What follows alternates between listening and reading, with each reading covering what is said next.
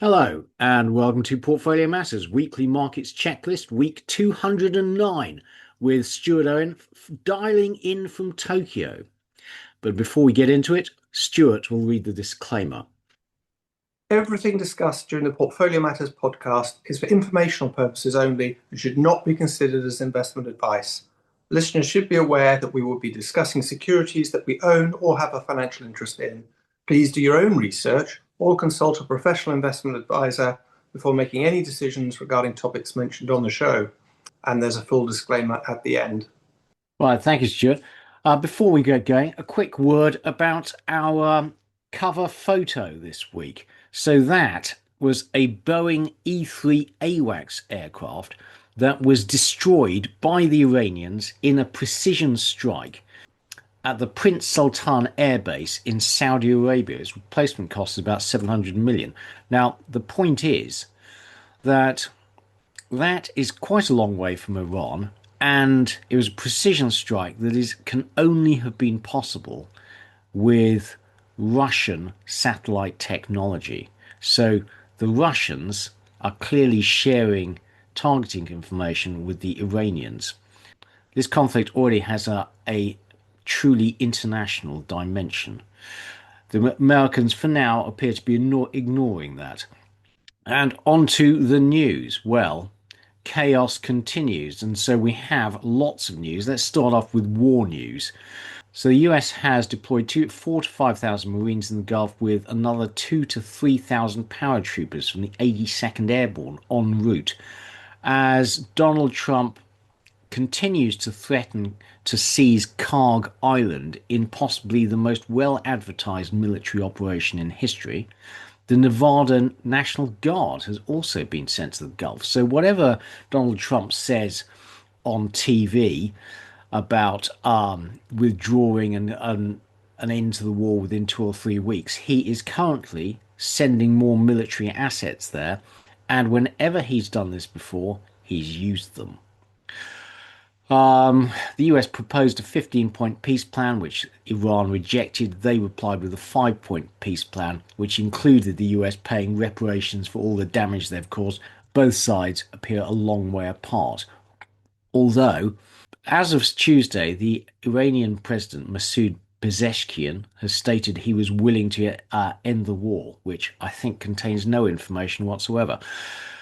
Donald Trump has threatened to destroy Iranian power plants, desalination plants, etc., unless there's a negotiated peace. All of that would result in Iran retaliating, and we've seen its retaliation currently is quite effective. Houthi rebels joined the war and fired missiles at Israel.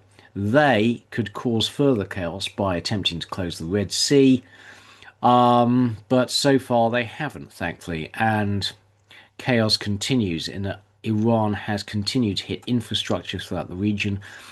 Oil tankers were ablaze in Kuwait and Dubai this week. The US assesses that Iran has laid at least 15 mines in the Strait of Hormuz. We have a section on that coming up. It also attacked Israel's largest oil refinery, aluminium smelters in Bahrain, sending the aluminium price up, and attacked desalination electricity plants in Kuwait. So, in summary, the war continues as we expected. Meanwhile, Donald Trump has been busy shooting his mouth off. So, on Tuesday, he said that military action in Iran will end in 2 to 3 weeks, even if there's no peace deal. Global markets rallied. On Wednesday, he then gave a national address saying that the US will hit Iran extremely hard in the coming weeks. And Iran warned of broader and crushing attacks in response. Markets fell back again, but not as much as they'd risen on Wednesday. So the market is still responding to Donald Trump, who is trying to keep it higher. He also demanded that NATO and other countries that depend on oil from the Gulf go and get it by providing military escort vessels through the Straits of Hormuz, and singled out the UK for criticism. There is no sign that any countries are going to comply and help him out. Okay, in other news, the EU appears to have quietly shelved its proposed ban on Russian oil because, frankly, it needs it. The UK has promised help on household energy bills to help poorer households cope with rising heating oil prices and gas prices. Oil shortages starting to hit as the final shipments of oil from the Gulf begin to reach their destination ports. So Egypt has started turning off its street lights, cut shop opening hours, and its gas import bill has trebled to 1.65 billion a month. Egypt already ran quite a large trade deficit. The balance of payments problems caused by this oil shock will have repercussions for poorer countries around the world. Australia cuts fuel duties as petrol stations begin to run dry amidst panic buying, particularly of diesel. Iran announced it had no oil on water left, so there's no surplus on off to markets. Philippines declared an energy emergency. It imports 98% of its fuel, and the UK will receive its last shipment of aviation fuel from the Gulf this week. So we too will be affected. Now, separately, Donald Trump claimed that Iran had gifted him 10 tankers full of oil as a gesture of goodwill ahead of peace talks. Neither the peace talks nor the gestures of the 10 tankers of oil appear to exist in anywhere apart from his mind. And finally, OpenAI is offering private equity firms preference shares with a guaranteed return of 17.5% in its latest funding round, which is such a high interest rate that we're now getting to Ponzi financing for OpenAI's massive funding needs to fund its huge investments in AI infrastructure. That is not sustainable. It has, it is years away from positive cash flow, and that will compound. Stuart, any thoughts on that? Well, on the last point, it's quite extraordinary, isn't it? I mean, there have Yeah. been reports, I think, on Bloomberg that in the secondary market, there are no buyers for OpenAI shares. I mean, supposed to be a private company, but there are these secondary markets where there's been a fair bit of activity. I mean, just the maths just doesn't seem to work for any of them, and in particular for OpenAI, sort of approaching a trillion in valuation when, as you say, I mean, they're nowhere near being cash flow positive. Mm. The numbers are just extraordinary. And also on both OpenAI and SpaceX, there's suspicions that they're jiggery pokering the rules around index entry to encourage index investors to have to buy them at the Yes. extraordinary valuations that they're being mooted at. So SpaceX attempting to do an IPO at a value of 1.75 trillion, but they are only going to offer 5% of the shares of the free float to investors.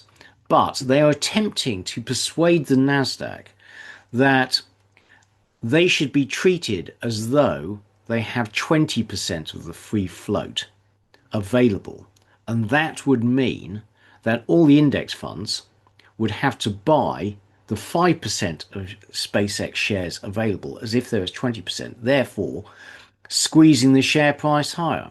That's the idea. Now, I've been very skeptical that they'll get away with this, but stories continue. Watch this space. Okay, some charts related to the news. Well, last week we talked about desalination plants in the Gulf and how um, Iran's opponents were much more dependent on desalination plants than Iran was, and this chart shows that. So, if Trump escalates and Iran were to retaliate against other Gulf nations by attacking their desalination plants, things would get real quite quickly. Now, one thing that we haven't talked about, in fact, the media haven't talked about, is the financial effects of on the Gulf countries and therefore on global markets of Iranian retaliations. If Iran were to, let's say, take out all the desalination plants in Qatar in the UAE, that would make the UAE largely uninhabitable. You'd have to have all the expats leaving, and in order for them to basically survive, which would have huge financial repercussions. The UAE, etc., have been huge investors in Wall Street and in overseas assets because they've got big sovereign wealth funds. They would then need to liquidate those holdings to fund their deficits, etc., to keep going. So this could yet morph into something a lot more serious. So this is a difference in price between current month futures in Brent crude and the 12-month future, and you'll see there's a huge contango. So what that means is that the market is expecting that the oil price will fall back sharply in the next 12 months and therefore the disruption won't continue, but also is trying to incentivize everyone with oil in storage to bring it to market now. So 12-month Brent is only at around $75 a barrel, which is still up a lot from pre-war, but is a level that the world economy can cope with. And we've had PMIs for March, and they show input prices rising already and delivery times getting worse. Both those charts will get worse in April. Moving on to private credit, UBS has warned that the private credit default rate could hit 15%, which is 3 times the bank default rate in the GFC. This is not a falling knife to be catching. And Ares has become the latest private credit firm to gate a fund, so to stop investors taking all their money out. Well, one point on this, in a sense, when you over optimize a financial structure, you do make it more and more brittle. And I think Mm. that's what we've been seeing over the past few years. So that default rate possibility from UBS, that's quite extraordinary, isn't it? To be 3 times higher than the credit crisis, sorry, Yeah. than the global financial crisis. And I read that there are so many of these private credit debts which are being paid in kind, i.e., not supported by the cash flow of the business, but being paid in more debt. So the thing does have a risk of becoming a real avalanche. Yeah. We have a section on private equities investments in US life assurance companies, which I'm not sure we're going to get to this week. But the conclusion is be afraid, be very afraid. Anyway, private credit is not a knife you should be attempting to catch. Bottom line, it's fallen a lot further than the market, and you just don't know what's in there. OpenAI, we've talked about. That seems a growing sign of desperation to me. 17.5% compounding until OpenAI achieves cash flow, being cash flow positive, which could be many years from now, given its investment commitments. That seems totally unsustainable. Well, Keith, the other thing, it may be desperation, but there's also hubris here, isn't there? Did you see that news that OpenAI has bought some sort of little podcast radio shop? So 11 people, and they paid, I think, low hundreds of millions of dollars for it. And this is Wow. just, they said they were going to focus on, code red and that we need to get back to basics to fight Anthropic. It's quite extraordinary hubris. Yeah. So, I mean, the bottom line is, it seems to me that, this will end in tears. That OpenAI will not be able to meet all its investment commitments, and at some stage it goes pop. And when it goes pop and goes bankrupt, all these circular flows mean everyone in the AI space loses money. Now, we've got no timescale for this, but you can't fund yourself with 17.5%. Now, however, they are doing preference shares. This isn't debt, it's preference shares. So you can just not pay the dividends on preference shares and not go bankrupt. But at that point, you can't borrow any more from anyone. Okay, and some war-related charts. Now, this is the latest data as of last night from BCA Research, which has a website which gives you the latest data on everything that's happening in the war. So this is Iran's tax on its neighbors. Is that a declining trend or is it just like stable? Well, there's all this question, isn't there, of, are they going to save the more advanced missiles and drones for better opportunities? You don't know. There's a lot of game theory going on, isn't there? Absolutely. Well, I would say their attacks have been effective. Hitting that AWACS aircraft in Saudi Arabia. The missiles, they may be sending fewer missiles, but their effectiveness seems to have increased. And these are attacks on vessels, still ongoing, just hitting enough vessels to keep everyone on edge Mm. and paying the tolls. So, whatever you've heard about increased flows through the Straits of Hormuz, yes, there are increased flows, but it's tiny compared to what it was like pre-war. And this is oil production cuts. The amount oil producers have shut in, and that's almost 9 million barrels a day. That is a lot to be off the market. And the amount of crude on water is dropping like a stone.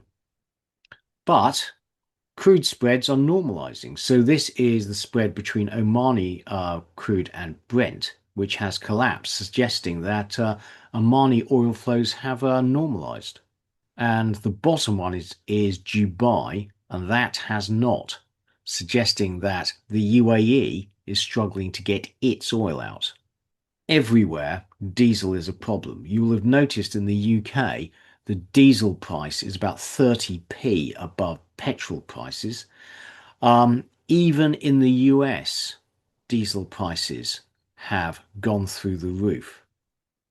You get a lot of diesel from the Gulf. So these are US diesel prices getting on for double. So there are costs for US consumers.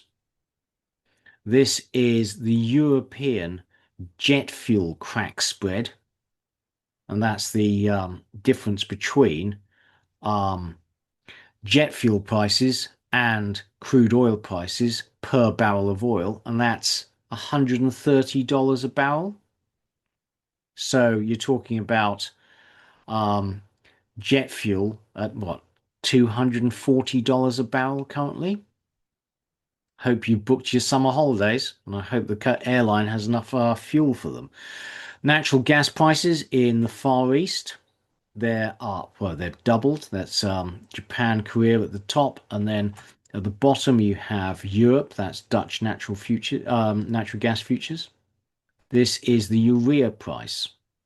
Notice it keeps heading higher, and we're almost certainly going to miss the Indian growing season. So this will feed through to higher food prices in due course. So around now, 15 million barrels a day flowing to Asia will have pretty much come to a halt as the last tanker shipments reach their ports, destination ports. By the 10th of April, 1.5 million barrels of oil will stop reaching Europe, apparently. Presumably because they've gone round the bottom of the Horn of Africa. So disruption, serious disruption, starts to begin now. And Donald Trump has basically is saying he's not going to attempt to open the ports. He'd like everyone else to do it for him, particularly the UK. And despite what he says, the US does import oil from the Gulf. Donald Trump claims that the US is energy independent. Well, it ain't. It imports 6.5 million barrels of oil a day and it exports 3.3. It imports heavy crude and it exports light crude, but it is a net energy importer. So hence, its diesel prices are going up. And I hope you've been impressed by the Iranians. They turn out to have a sense of humour. I've been enjoying their Lego videos of the war. Now, what's extraordinary about this whole military operation is that Trump has given absolutely no thought to what would happen if he failed to achieve regime change. And his plan of just bombing Iran and then walking away will mean that Iran is in de facto control of the Straits, and they are reportedly charging vessels up to $2 million to transit the Straits. Now, $2 million are for a VLCC, which carries about 2 million barrels of oil, is only about $1 a barrel. So, in future, Iran could essentially operate the Straits as a toll booth, its own regulated toll road. Now, it is reportedly in negotiations with Oman to regulate traffic through the Gulf. So, the red line is the route you have to take to pay the toll. The white lines are the normal routes. Now, so according to the Shipping News podcast, yesterday a couple of ships were attempting to transit via the more southerly route, and we don't know whether they actually made it or not. Have the Iranians actually mined the straits? The US thinks they have. And pause, take a look. This is as of a few days ago, and it is major energy infrastructure that has been destroyed or damaged in the war so far, and how long it will take to repair. Now, in the case of the Ras Laffan LNG refinery, which we talked about last time, the attack was by an Iranian missile and it took out two of the LNG liquefaction trains. What's interesting is that I've listened to a podcast specifically about this, and the missile hit in just about the most vulnerable part of the train where it could do the most damage, and it only hit the LNG chain, which was owned as a joint venture with Exxon, as opposed to Chinese companies. So these are very highly targeted and they're getting through. If Iran wants to do serious damage, it seems to be able to. Now, a possible analogy, and all these should be treated with a great deal of skepticism, is with the Yom Kippur War. And you're looking at the blue line, which is the S&P 500 before and after the start of the war. And it took quite a long time for stocks to reach their bottom. However, I would say that what caused that was the Arab oil embargo after the war. And we're not going to get that this time. But the oil shock we're experiencing now is feeding through to all other markets. So this is polyester prices. And prices for plastics are rising in the US. This is a letter from Dow Chemical to its customers saying that it has increased the prices on its resins by initially 15 cents a pound, now 30 cents. And that was of the 24th of March. It's probably sent them another letter by now.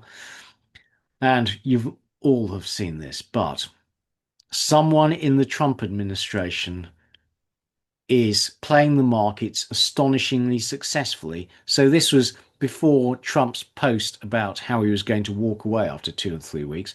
This was a multi-billion trade that went through before his tweet. Whoever did that trade then made a huge amount of money as the S&P 500 surged. And Donald Trump is reportedly not going to be investigating this piece of blatant insider trading. So he's sending out loads of tweets and it's causing a lot of market volatility, and somebody in the White House is playing that very nicely. Well, he's gutted all the enforcement, hasn't he? The SEC has lost half its lawyers. I think there's another government agency which I think went from 30 lawyers down to 2. There's just no bandwidth to investigate. Absolutely. And well, he doesn't want to investigate and is, trying to get rid of them so they can't, even if they wanted to. Yep. And that's not the only pressure on the oil market. So, what's also happened in the last couple of weeks, and this is amazing, is that Ukraine has found a path for its drones. We don't know how they're doing this, to attack the Baltic ports where Russia exports a lot of its oil. So we know previously it's attacked our Russian LNG carriers in the Med. It's attacked our Russian pipelines and ports on the Black Sea. It has now somehow managed to attack Primorsk and Ust-Luga on the Baltic Sea, damaging our Russian oil export terminals, and Reuters estimates that 40% of Russian export capacity is now offline. All that would send the oil price up normally. So in addition, and then we have the war in addition. In January, Russia attacked the Brody pumping station in western Ukraine that regulates the pressure through the Druzhba pipeline, which provides Slovakia and Hungary with oil. That pipeline remains shut and is causing a lot of tension between Slovakia and Hungary and Ukraine. They want Ukraine to repair it. Ukraine doesn't want to provide a conduit for Russian oil. And on the southern border of Ukraine, Ukraine has attacked Novorossiysk again, and that handles 700,000 barrels of Russian oil exports, and that has been under constant attack, so I think that's largely closed. The UK, US, India, Europe have all been cracking down on the shadow fleet, seizing them. So this was presumably before the Trump raised sanctions, but all of that has put Russian oil exports under increasing pressure. Okay, so last week we were talking about Iranian mines. More on that, Stuart. Right. We're about to get a bit technical here. Right. So the US has reported that Iran has dropped at least 15 mines in the Straits of Hormuz. 15 does strike me as very low. Just having watched too many Saturday World War II movies, I thought there'd be many more than that, but we shall see. Okay, a mine is not necessarily a mine. Yeah. So this is interesting, this photo. So these are, we'll get into what these mines are in a sec, but bottom line is this is really simple technology. These mines are on rollers. This is a speedboat. You lower this gate and they just roll off into the sea. You know, and this is tiny. This is a tiny speedboat. It's very easy to deploy mines. So here's an example of one type of simple mine. I think it is actually the type that you illustrated in that photo, isn't it? Yeah. So the idea is that the mine is tethered to the seabed, so you can't literally see it, from a mine sweeper. It will be tethered such that it's 1 to 5 meters below sea level. The tanker, of course, a part of the tanker will be below sea level, perhaps 8 to 20 meters. So tanker touches mine, kaboom. But that's, I think, a more simple mine, isn't it? A more traditional one. There are obviously many different ways of triggering the explosion. So a magnetic or an acoustic trigger, rather than simply touching it, as we saw in my Second World War movies. So this is the Maham 3 mine with much more sophisticated triggering mechanism. Yeah, and so the point is, but bottom left explains why you need the different triggers. Yeah. So if you try and use, let's say, a fiberglass hulled minesweeper, it won't trigger the magnetic mine, but it would trigger an acoustic one. And the magnetic mine is good against submarines, so you don't need to actually touch it. You just need to be kind of in close vicinity for it to go off. Right, and that now we move to the Maham 2. That has a 350 kilograms of explosive. So that lies on the ocean floor and it waits for a ship to sail over it. And then it can count and decide which ship moving over it it will trigger for. So you don't know whether safe passage has been established, for instance, in a sort of flotilla or a convoy. You could wait till half the convoy's gone across and then trigger it. Yep. Here's a even more scary piece of equipment, a self-propelled mine, which looks very much to me like a torpedo, apparently based on a Chinese design. So this can be launched from the shore and it is not sort of bobbing around or waiting on the seabed. So numerous different ways of being targeted and for Iran to establish that it controls the straits. The Maham 7, this is along the bottom, a fiberglass body. It makes it more difficult to detect. It only has a relatively small explosive charge. So what's this one? What's the advantage of this one, Keith? Well, it's got a fiberglass body. It's very difficult to detect. Mm. So, they've got lots of options. This I found extraordinary. You can lay a mine via a rocket. It seems like quite an expensive way of doing it, but I guess if your point is you don't need too many mines to put off any tankers, then being able to deploy in this unusual way, just again, it's more options. And this I thought was very space age. I've noticed a bit of Japanese text here that you managed to get to gather, Keith. Um, a rocket-propelled mine, which is a very serious threat to shipping. So is this different from a torpedo then? Yeah, no, this is serious. So this basically sits on the seabed with this tether, and then it can move both vertically and laterally. It can move 3 kilometers in any direction. And Extraordinary. this is a really serious threat.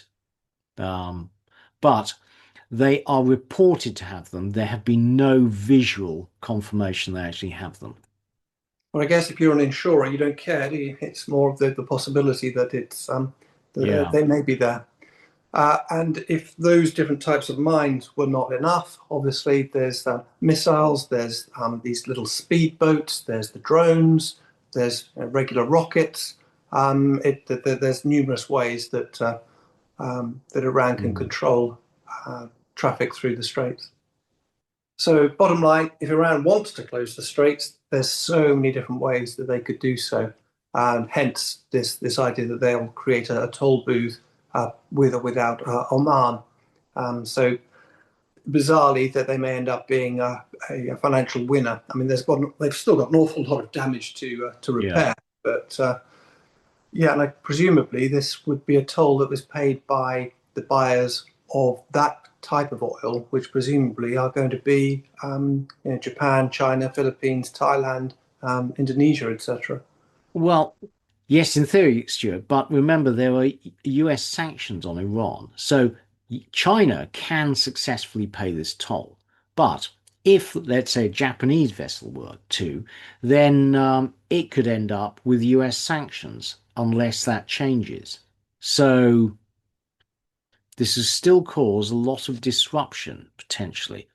I fully expect that Trump would remove those sanctions in order to allow oil to flow, which would again mean Iran is a beneficiary.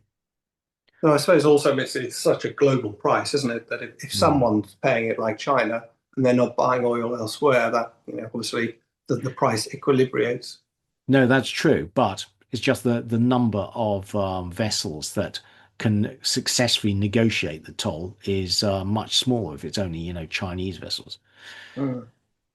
So there is a sense in which Iran is winning. I don't think we should underplay the fact that they have been absolutely pummeled. Yeah. Infrastructure and military facilities, communication facilities, as we know, schools have been absolutely obliterated.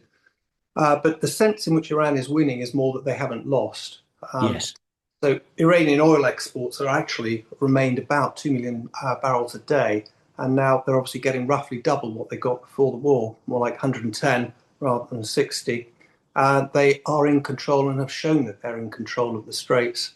Um, and well, I don't think we really know what's going on internally in terms of their control of the country. Uh, I have a few Persian friends, and they're completely split on Mm. the sense of whether people are rallying to whatever the regime is, or versus wanting to double up and we need to suck it up to have them destroyed, have uh, the Iranian regime destroyed. It must be an absolutely horrific position to be in. Yeah. But certainly dissent is being internally suppressed, and the Yeah. regime is absolutely in charge. Okay, so how much oil is currently off market? And I'm seeing big differences in estimates. So this is from Bloomberg, and they estimate a shortfall of 11.1 million barrels. So they're saying 18.4 million barrels normally goes through the Straits, but there's 7.3 million in offsets. So that's 3.6 million Saudi Arabian barrels going through the pipeline to the Red Sea. That's 2 million barrels a day of IEA stockpile releases. That seems quite high. There's 1 million barrels a day of sanctioned oil in floating storage. So that is temporary and that will be rapidly running out. And there's zero point 0.7 million barrels a day of oil diverted by pipeline from the UAE to Oman, exiting, bypassing the Straits. That adds up to 11.1 million barrels a day of shortfall. However, Rystad Energy think that actually the market is only short by 2.5 million barrels a day, which is an absolutely enormous difference. So they're saying that around 14.2 million barrels a day normally flows through the Straits. Saudi Arabia and the UAE combined, their bypasses are 4.1. Now, Asian refineries have cut back to the tune of 2.2 million barrels a day, which frankly to me is a loss to the world, and should probably be included in the negative net balance. 2.3 million days barrels a day of SPR releases, floating storage zero point 0.7, leaving 5.1 of imbalance, which actually, if you add back that's 2.2, would be 7.3. But then they're saying that the oil market was in surplus to the tune of 2.6 million barrels a day pre-war. Now, regular viewers will know we've been monitoring the changes in global stockpiles, and they have not been growing by 2.6 million barrels a day. They've been growing by about 0.5 million barrels a day. So all this seems a bit optimistic. Um, Commodity Context thinks that the loss is around 6.2. So pause, take a look. But there's a lot of uncertainty as to how much oil is actually off market. So take your pick. The Rystad Energy one seems the most plausible, but it doesn't count the 2.2 million barrels a day of demand lost from Asian refineries. So that would add up to 4.8. And it also assumes then that there's a global surplus of 2.6 million barrels a day prior to the war, which we don't believe. So all that adds up to an ongoing deficit of between 7 and 8 million barrels a day. Well, here we take a stab at how the war will end. Um, so, sorry, Keith, is this your best guess? This is my best guess, yeah. Right. So your guess is that Trump will fail to achieve regime change. Well, it's certainly looking like that at the moment, isn't it? Yeah. Um, so he will have destroyed naval facilities, energy facilities, all the stuff that can be blown up, but then not actually change the fundamental regime. It'll be nothing like Venezuela. Um, so Trump will not attempt to use a naval force to force the opening of the Straits of Hormuz. Iran will be structurally damaged but strategically stronger. And we know it's in de facto control of the Straits of Hormuz. Um, so then it'll be up to Iran to decide what it does with how much oil, for who, from where will be permitted. Keith, the only thing I'd say is to repeat something that you had mentioned before, that with all these ground troops being sent into the area, uh, is there that another step into the quagmire? Um, we Oh, don't know. no, honestly, Stuart, I think there is. I think he's moved a lot of troops there. He normally attacks on a Saturday morning. So we're Is recording that this. right? Is that He from the normally, news cycle? I don't know, but he's like Venezuela. Last time he attacked the Iran, it's like Saturday morning. So we're recording this on Friday. Watch this space. But yeah, he's going to escalate. But the trouble is that um, Trump always thinks in commercial terms. So he's thinking, I'm going to blow them up and then, you know, they'll come and make a deal. Whereas the Iranians are ideologues. They'll take what they care about is the survival of the regime. Absolutely. Yeah. And they will just absorb it and they Oh, will be in control. but can you imagine? He sends in, 3,000, 4,000 troops. 100 are killed. A few are captured and paraded through Tehran. Mhm. Anything could happen. Yeah. But let's step back a bit from this. And, this war, terrible though it is much more civilized than, let's say, 40 years ago, when, if you will remember, um, during the Vietnam War, right at the end, the US and Vietnam were in peace talks, and the North Vietnamese had proposed peace terms, which the US had accepted.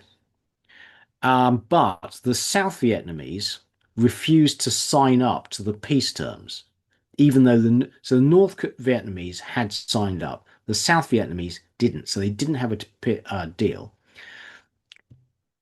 Kissinger then ordered B-52s to carpet bomb Hanoi, killing, I think, 100,000 people. We're not nowhere near that. We're talking about, yes, we bombed the school, 150 kids, but you're not carpet bombing Tehran. I mean, the scale of this war is much, much smaller than previous wars.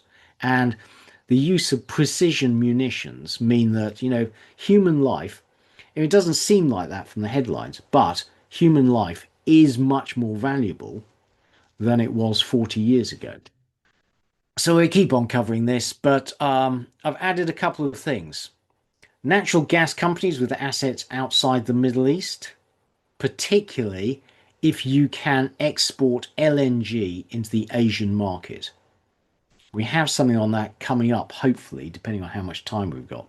But you're really looking at Canada or Australia. Helium producers outside the Gulf. So essentially, 30% of world helium comes from Qatar. It can't get out. Helium, as we've talked about, absolutely essential for semiconductor manufacturing. If you've got helium assets anywhere, helium's rising rapidly. Fertilizer producers outside the Gulf. Urea prices also rising. Wall Street insider traders. Sadly, I don't think that's any of you. Right, losers from the war, pretty much everyone. Now, I am particularly concerned about airlines, actually. we're going to run out of there's no question that we're running out of jet fuel. So the question is, which airlines are going to have to cut back on flights? Will they be able to fulfill yours? Question mark. UK house builders are having a terrible time because we've talked about previously, costs have gone up, regulations have gone up, and now interest rates have gone up. The economy is not doing well. Housing affordability is terrible. Okay, and on to economic news. So we'll go through the macro data in due course, but in the past couple of weeks, the Fed held rates at 3.5 to 3.75%. Bank of England held rates at 3.75% in a unanimous decision. Markets were expecting at least one dissenter, and Andrew Bailey's speech was hawkish, so the gilt market sold off hard on the day and essentially has kept on rising as the war has got worse. The ECB also held rates at 2.15%. It raised its inflation forecast for 2026 to 2.6% and lowered its growth forecast. UK inflation for February, i.e. before the war, came in at 3.0% on target, core at 3.2. So it was drifting down in quite a pleasant fashion pre-war. It's now going to head back up. UK earnings growth fell to 3.9%. My God, we're getting towards sustainability and earnings growth that would be in line with the Bank of England's 2% inflation target if we had some productivity growth. Question mark. Employment change in the 3 months to January was 84,000. So UK economy actually looking remarkably resilient, as were the March, i.e. post-war PMIs, pretty resilient, not collapsing as you might expect. EU inflation for March jumped from 1.9 to 2.5% as the inflationary impulse from the war started to be felt. Core inflation, i.e. excluding energy costs, actually fell to 2.3%, which is good news. But an inflationary impulse is coming. What are central banks going to do? The market, and you'll show you the chart in due course, has priced up the UK 2-year gilt by about 50 to a peak of 75 basis points. So the market is essentially assuming the Bank of England is going to start raising rates. I think there's a cat in hell's chance of them raising rates, frankly. We're going to have, this is a deflationary shock that will only be inflationary if it translates into higher wage growth. I hopefully don't see that happening. Fingers crossed. EU PMIs were also resilient, although services fell to 50.1, so just barely in expansion territory. In the US, we had JOLTS job openings. They fell to 6.88 million in February. ADP employment numbers for March were plus 62,000. So that's after the war started. So the US economy also appears resilient. PMIs, manufacturing rose, services fell, but fell to 51.1, still in expansion territory. Market news. Well, over the past couple of weeks, equity markets have been mixed. The UK market is actually up. Crude prices continue to rise. Aluminium prices are rising. In fact, industrial commodity prices have stopped falling. Gold is net up. Markets have been remarkably resilient. And okay, before we get going on all the market data, we were talking earlier about ChatGPT, and I wanted to share with you my own experience of using ChatGPT. So I'm organizing a new Sunday practice session at my local table tennis club, and I asked ChatGPT to design a poster in the style of a 1930s British Railway poster. And frankly, I was quite pleased with the results. But a pedant at my club observed that I'd spelt practice wrong because It should have a C in it. So practice is when you are practicing something. So is a verb. Practice, when it's a noun, should have a C. So I typed into ChatGPT, please change the spelling of practice with an S to practice with a C, which it did, but then randomly it changed the spelling of match. So, deep sigh. I then asked it, please correct the spelling of match S to match, and it changed the whole thing in a style I didn't like. So, okay, I typed in, I prefer the previous one. This is all in one conversation. Please revert to that one with the corrected text.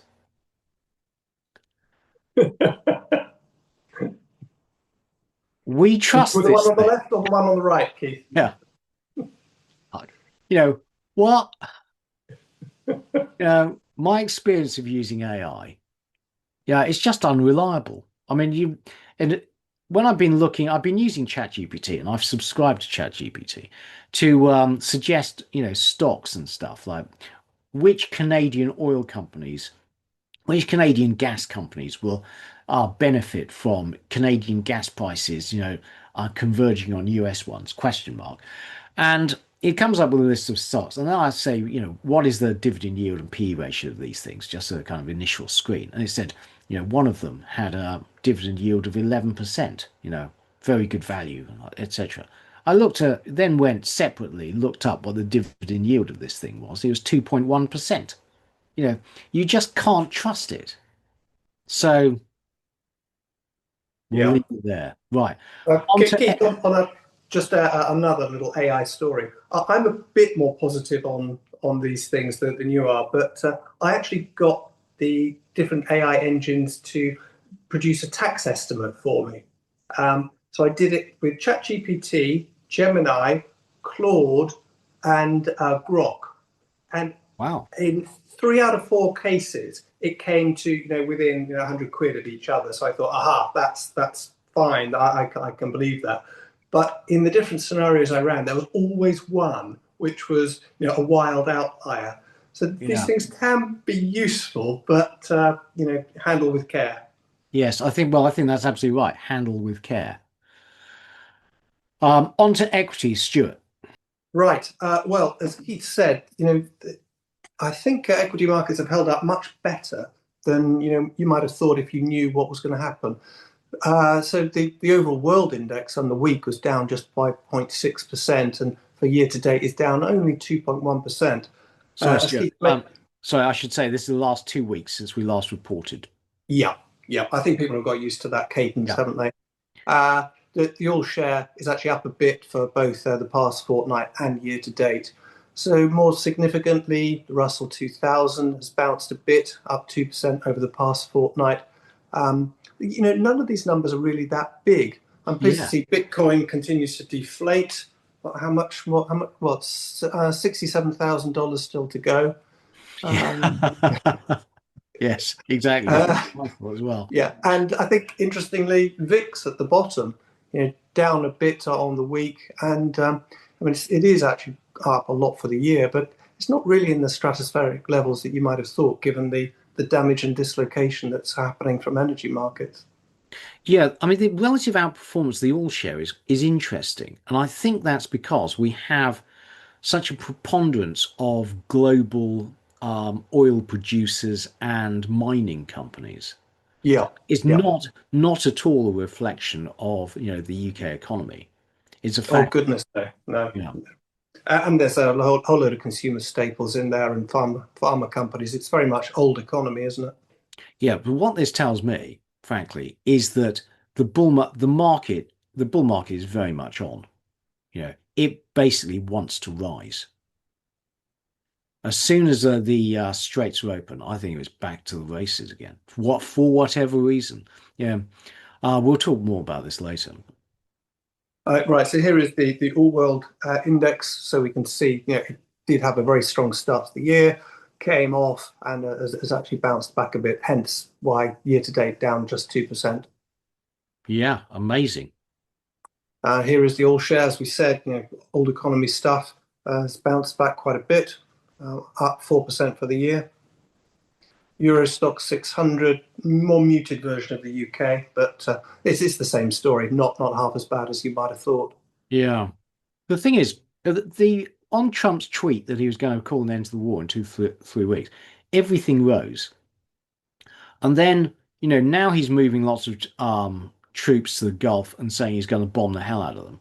It hasn't fallen back that much, but you just don't know what the collateral damage from this forthcoming attack will be.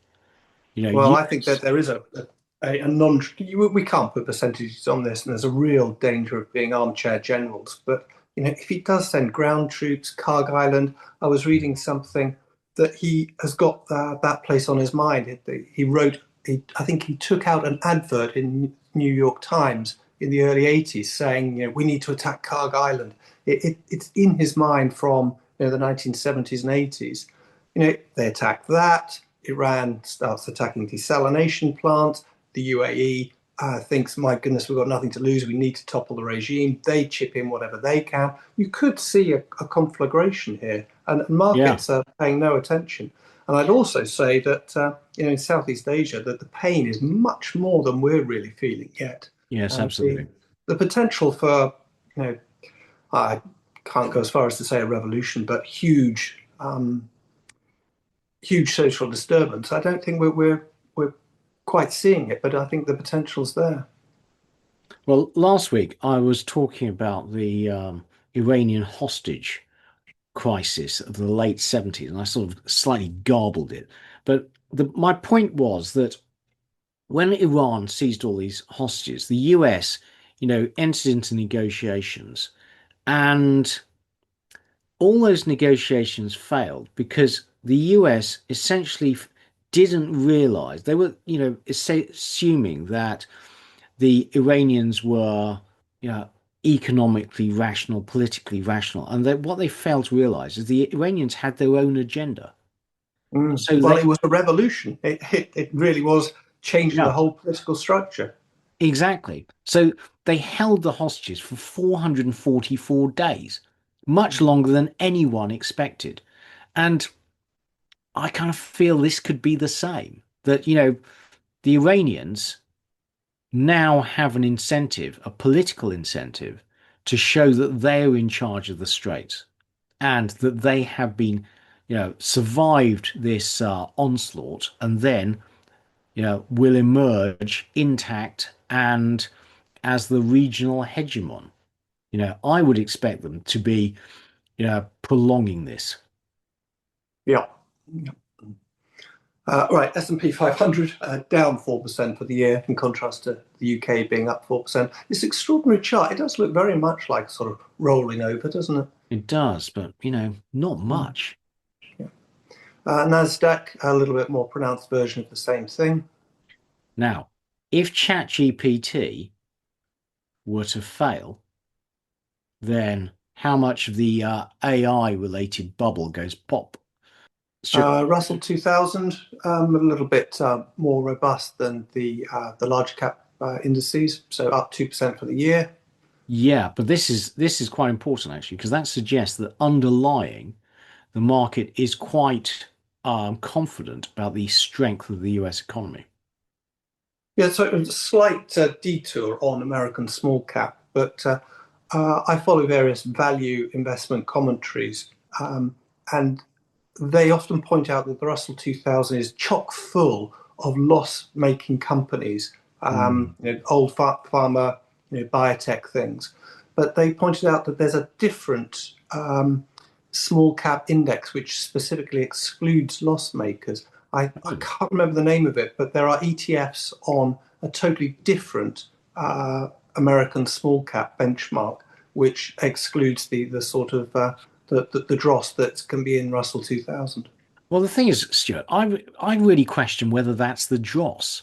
Isn't that growth companies, startup growth companies, technology companies, AI companies? You'd be excluding, Nvidia in its early years, or like if OpenAI were listed. Actually, that's a bad example, but potentially profitable, hugely profitable growth companies would all be excluded. You Keith, you forget I'm British. I just assume that all this stuff is sort of dross. know. I don't have the American growth mindset. Yeah. Right, sorry, back to the main event. The Hang Seng down just 2% on the year. Given the disruption, 6 to 7 million barrels a day off market, it's extraordinary, really Yep. extraordinary. The topics up 6% year to date. Normally the Japanese market is very jittery, makes very big percentage movements, but has Yeah. again taken it reasonably well. Bitcoin, yes, down 24% year to date. Uh, Pound against the dollar. Well, I think we've seen that the dollar in general be moderately strong, but it hasn't been a Yeah. massive flight to safety. It's just been Yeah. a trundle to safety rather than a flight to safety. Yeah. I mean, disruption in all the markets is remarkably small. Mm. The same picture really for the euro against the dollar. It's off a bit for the year, but in the scheme of Yeah. things, not too much. The dollar index, well, yeah, here we can see it, a few percent on the index from its bottom, but yeah, Mm. not huge. The VIX, yes, some big change, particularly year to date when you're measuring a low against a high. But again, in the scheme of things, mid 20s or low 20s, it's nothing like 30s, 40s that it could be and that it was during the Trump tariff tantrum. Yeah. I mean, 25 is normal. We've gotten used to these extremely low levels, but, that's not elevated. Right. Well, this is a very interesting chart from John Authors because being a sort of value investor, I've been avoiding the US based on its high PE ratio. But if you believe the forecast earnings, then the US is actually now on only 18 times forecast earnings. And I think that the Mag 7 are only around 20 something or other if you exclude Tesla. Mm. So it's no longer, you can't really say the US is that expensive on a forward PE basis. I mean, if you want to still be bearish, you have to start saying, well, actually, look, it's the earnings that I don't believe, either because Mm. you take a 10-year average via the CAPE ratio. But on the face of it, the projected 2026 earnings for the S&P 500 have actually risen a lot in the past month. It's quite extraordinary. It's So extraordinary. price has Mm. fallen a bit. Earnings have gone up a lot, at least on this forecast. So the PE isn't really expensive anymore. Yeah. That rise in forecast earnings seems extraordinary given, increasing costs, etc. But, if you think of the Kalecki-Levy ratio, um, Trump will be spending lots more money on defense. The deficit's only going one way. Shares in memory stocks sold off a bit after Google announced that it had developed a clever algorithm that was going to reduce quite substantially the amount of compute needed and the amount of memory needed. But they've risen quite extraordinarily, haven't they, over the Yeah. past year? Well, you've got SanDisk here up 1,200%. Yeah. So they've come off a bit.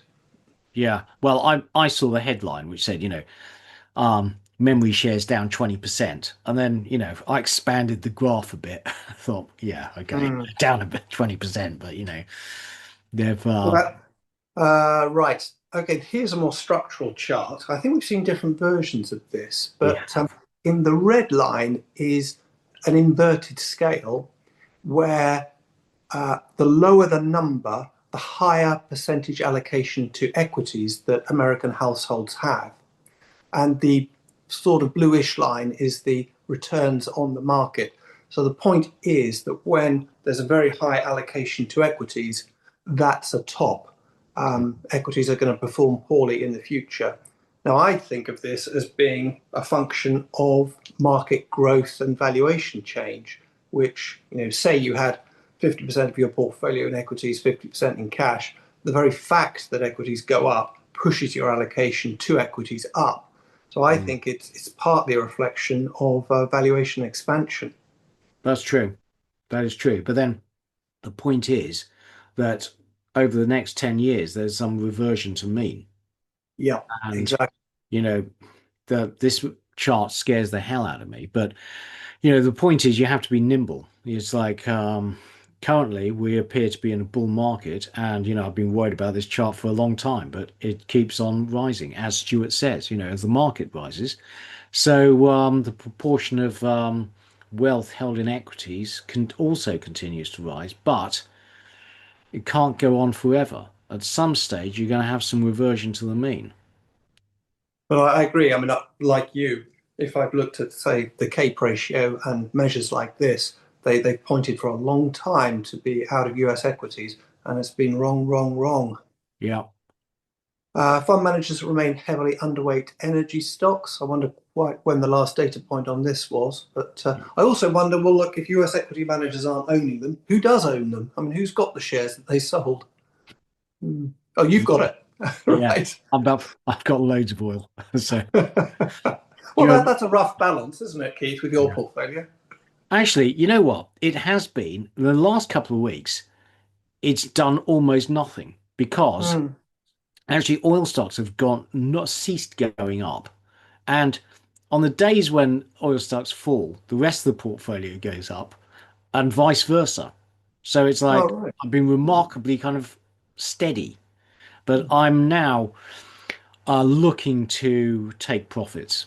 But I think this could get worse, frankly, before it gets better. So So to take profits in yeah, your energy in positions. the energy position. So in the last couple of days, I've started taking profits in the the most speculative ones that have gone up the most, frankly, because they're not rising any further. So they seem to have reached a point. But I think there's, the days when the bombing happens and disruption happens, you get spikes and looking to kind of be taken out on limit orders on the spikes. That's the idea. Right. But going forwards, I've hopefully will manage to do the section on shale oil today. But I remain absolutely firmly of the view that the oil market is going to go from a period of structural oversupply to one of structural, tightness in the next couple of years. So this will be a sort of timing thing, waiting until the disruption of the war's gone and then slowly getting back in. So I'm going to do that on my only on my, ISAs and SIPs basically, where I don't have to pay 24% CGT. Hmm. The oil and gas, if you believe in a PE valuation, which presumably is a bit tricky for a cyclical industry like energy, but on that basis, uh, the past few years of severe undervaluation has corrected, but it's not particularly an expensive sector yet. Yeah, let's hope it will be, mate. Yeah. Right. Well, here is another take on equity markets, which is basically that they look through geopolitical crises because things average out, and what actually really hurts the world economy in the long term, not much. I think that's the bottom line, isn't it? Yeah. That the green line is the median market response to geopolitical shocks. But what struck me most about this chart was the scale. If we look at Mm. the left-hand chart, it's all in the high 90s indexed to 100. So Yeah. the effects are not large. No, absolutely. And actually, we're now like a day 30 odd. This would have us, pretty much back to normal. But, we're down, what, a few percent? Actually, Yeah. this is sort of playing out. So that I would notice that chart is based on the US and since Mm. 1939. I think other markets after 1939 had a different payoff pattern. Yes, very true. Well, we closed the stock market for like 4 years in 1939. But if we don't try to be as nimble as Keith, who is selling his energy stocks in the expectation of buying his energy stocks, if we just look long term, the Yeah, growth of equities is bottom left, top right, in obviously in nominal terms, but also in real terms. What yeah, struck me most about this chart was that the UK had been leading the US, at least based back on the indexing to 1974 or whatever that is. Um, but obviously the US since about 2010, since the financial crisis, has been the place to be. Mm. Yeah, and that's amazing, isn't it? UK outperforming the US. Actually, real values deflated by CPI. Amazed. Mm. Well, that I'm talking about pre the GFC, but the Yeah. sort of pink line there has caught up with the UK. But that's all to do, I guess, with what year it's been based on, Yeah, rebased. absolutely. So the UK had an absolutely terrible 1970s. Mm. So, really started to take off as Maggie came into power and things. We began to be a sensibly run country again. Right, Mag 7 ETF here, so you can see that sort of deflating a bit, underperforming the Mm. wider market. So this is a little measure of whether we're in a correction or a bear market, sort of taking these things as being 10% and 20% corrections. And we're nowhere near that at the moment. So to reach the sort of level that me and my CAPE ratio would be interested in, we'd have to fall about 45%. So Yeah. I No. am I am so way off on a traditional measure, finding the US market attractive, and I've been Yeah. so wrong. Yeah, well, you and me both, mate. Yeah. A lot of deleveraging appears to have already happened. If you look at the global long-short ratio, positions are not that extended, not at all. Yeah. Equities have proved remarkably resilient to all previous oil shocks in nominal terms, anyway. So, Mm. yeah. Yeah. So, quick summary. Well, energy has, it depends on basically what timestamp you take, but um, as of last night, Brent was net down over the past couple of weeks by a little bit. WTI, however, has shot up. Um, Gas prices are down, industrial metals mixed, but resilient. So copper net up, aluminium up because of the strikes on the aluminium producers in Bahrain and the Gulf. Precious metals recovering a bit actually, but net down. So on to energy first. So over the past couple of weeks, Brent is down 3.6%, but incredibly volatile. WTI, and this is as of last night, shot up and is now at a premium to Brent. More on that in a bit. We're happily, European natural gas futures are down. So Dutch natural gas futures down 9% over the past couple of weeks, still up 77% on the year, but we like that they're coming down. UK down 10%, still up 72% on the year. US natural gas futures not joining in, down 24% on the year, back below $3. Not great. Coal up 28% on the year, but drifting off. Uranium only up 4% on the year. So this is Brent. Surge last night as Trump moved more troops to the Middle East. This is WTI, which surged in late trading yesterday. Amazing. So normally the WTI is the blue line. It normally trades at a discount to Brent, and then suddenly it shot up and closed at a premium to Brent. So what's going on? Well, it appears that this is due to the volatility and the fact that the WTI future is a May delivery, the near term, and the Brent is a June delivery. And essentially, the market is concerned about short-term disruptions to the oil price and the short-term delivery price of WTI means that people are worried about getting the oil for May.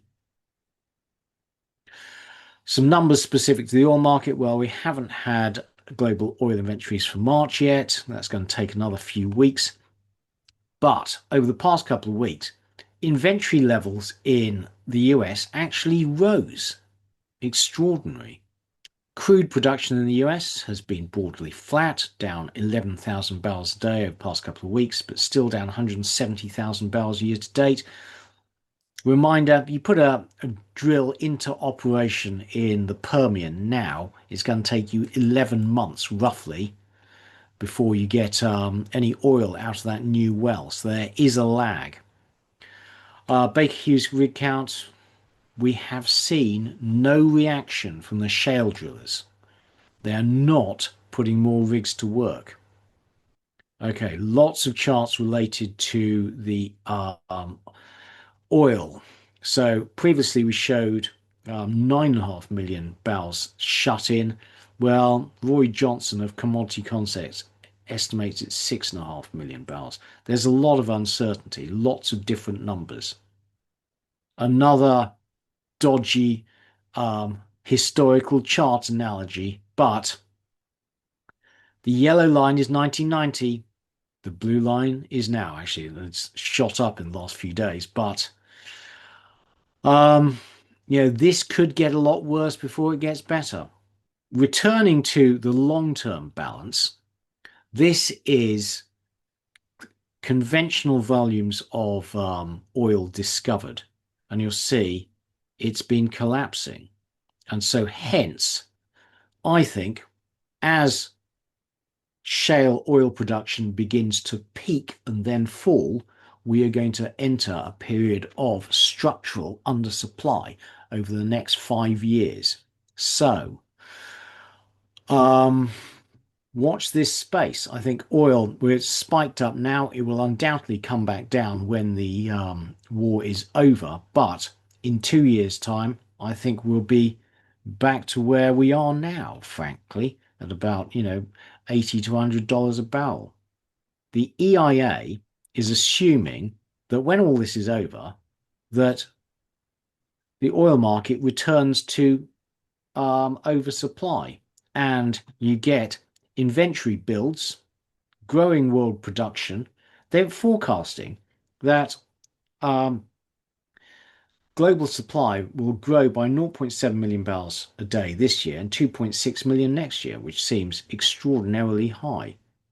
And that means that you'll have inventory builds.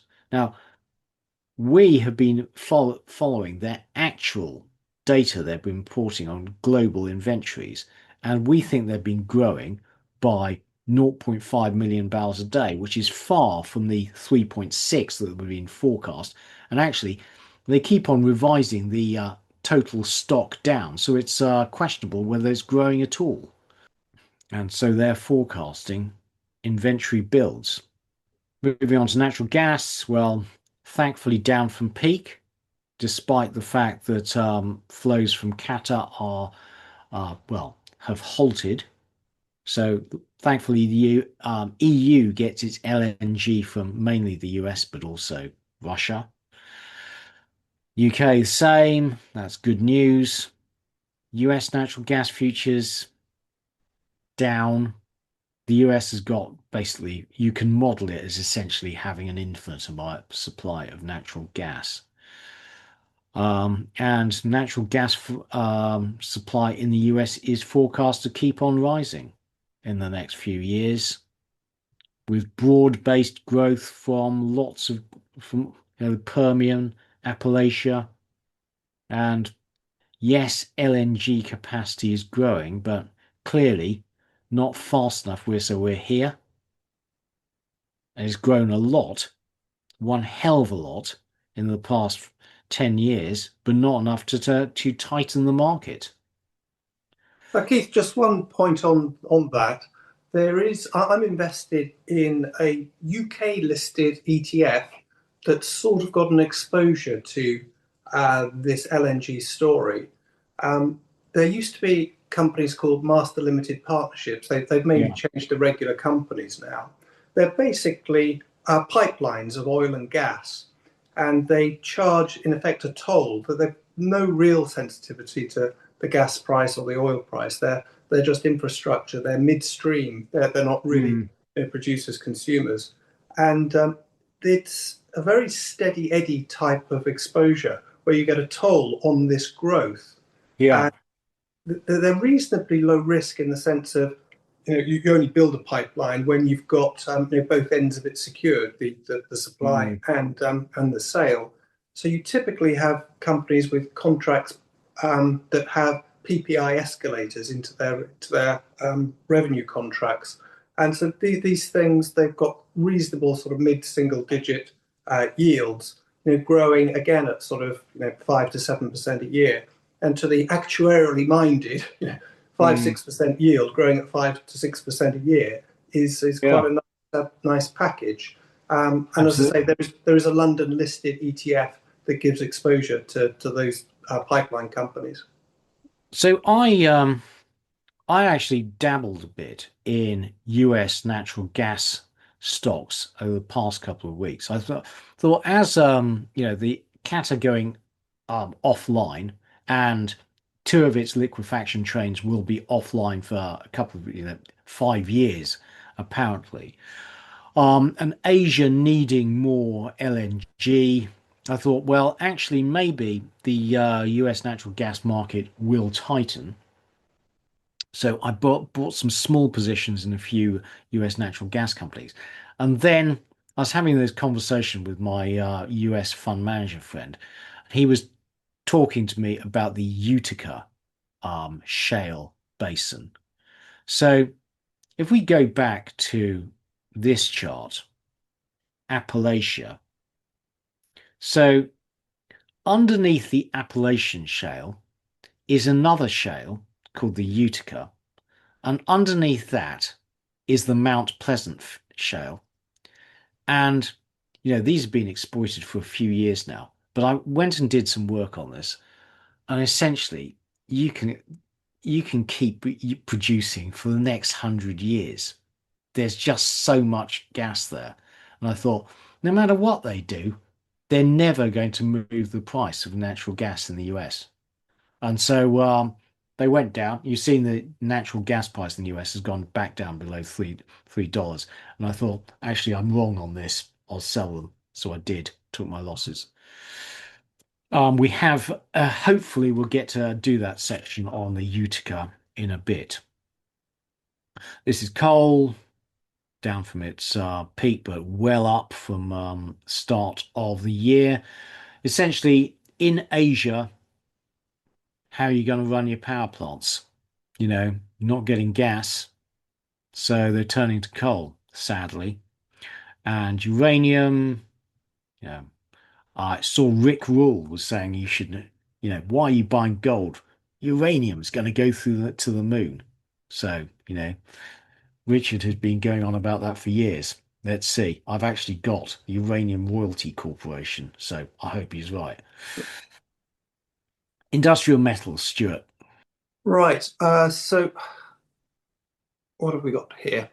Well, again, not big numbers on the past fortnight. Aluminium, despite that plant being taken out, up about 2%, cobalt unchanged, copper up, but presumably been quite volatile. Hmm. Lithium carbonate also up about 5%. And presumably there's a sort of push-pull here, isn't there? That, if you've lost supply, price should be going up. But if you fear like a global stagflation recession, then prices should be going down. So markets are having to sort of work out that push and pull effect. Yeah. I mean, copper presumably is the most liquid and most important of these. And so far, it seems to be, up a bit. Yeah. Amazing. The markets, what they're not saying is there's going to be a recession. What they're saying the world economy is going to be absolutely fine. Well, it does seem like rather muddled through. If we look at equities in general and Yeah. industrial metals here, that yeah, it's really, I suppose, fixed income that's taken a bit more of a hit. Yeah. So here is aluminium. That looks a very bullish chart, doesn't it? Well, these aluminium producers in the Gulf being taken out, and also energy prices rising. Yeah. Cobalt absolutely flat. Looks like very little data to me. Well, it's managed by the government of the DRC, who are Uh, basically um, they are parceling out cobalt. They've got, the price was low, so they basically have put limits on the amounts that can be exported. So the danger is, cobalt prices rise, but then one day they turn around and, let loose and sell the stockpiles, and at which point it will collapse. Copper, well, had actually been a bit weak, hadn't it? That looked a little sickly a few weeks ago and has bounced Mm. a bit. Yeah. Now, having shot up over the course of, that is an absolutely extraordinary rise. That's a 30% rise from September to February pre-war. Now, we know the Grasberg, 4% of world supply, is due to come back online this quarter. So when that extra supply should limit how much upside to copper, I'm I would not be adding to copper at this point, frankly, until we see what happens there. Right, this was an interesting table looking at the amount of metals used by the US military. Yeah, I'd really like to know what these were in proportion to global production, etc. But it's a very modern way of thinking of it, isn't it? How much have you wasted by sending gold to locked out to knock out plastic, which yeah, is a nice way that someone expressed, how these interceptors are dealing with drones. yeah. But I mean, thought this is amazing. 33 tons of copper, um, actually a total of 59 tons have been just, used in ammo and missiles, gone up in smoke. Mm. Very resource intensive. And turning to iron ore, pretty much unchanged on the year. Lithium had a big run up at the back end of last year and has been reasonably stable since then. I mean, in big swings, but no huge change over the past couple of months. Yeah. The thing is, I know demand for lithium is rising rapidly, and the price of batteries has collapsed, which is great for, renewable transition, etc. But we do actually have loads of lithium. It's just, a question of getting it into production. We've actually found loads of it now that we've been looking for it. I don't think this is long term. I don't think this is sustainable.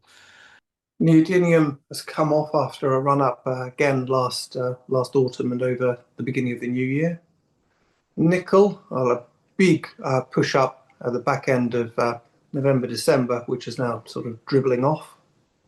Tin, much more volatile story here, up 17% for the year.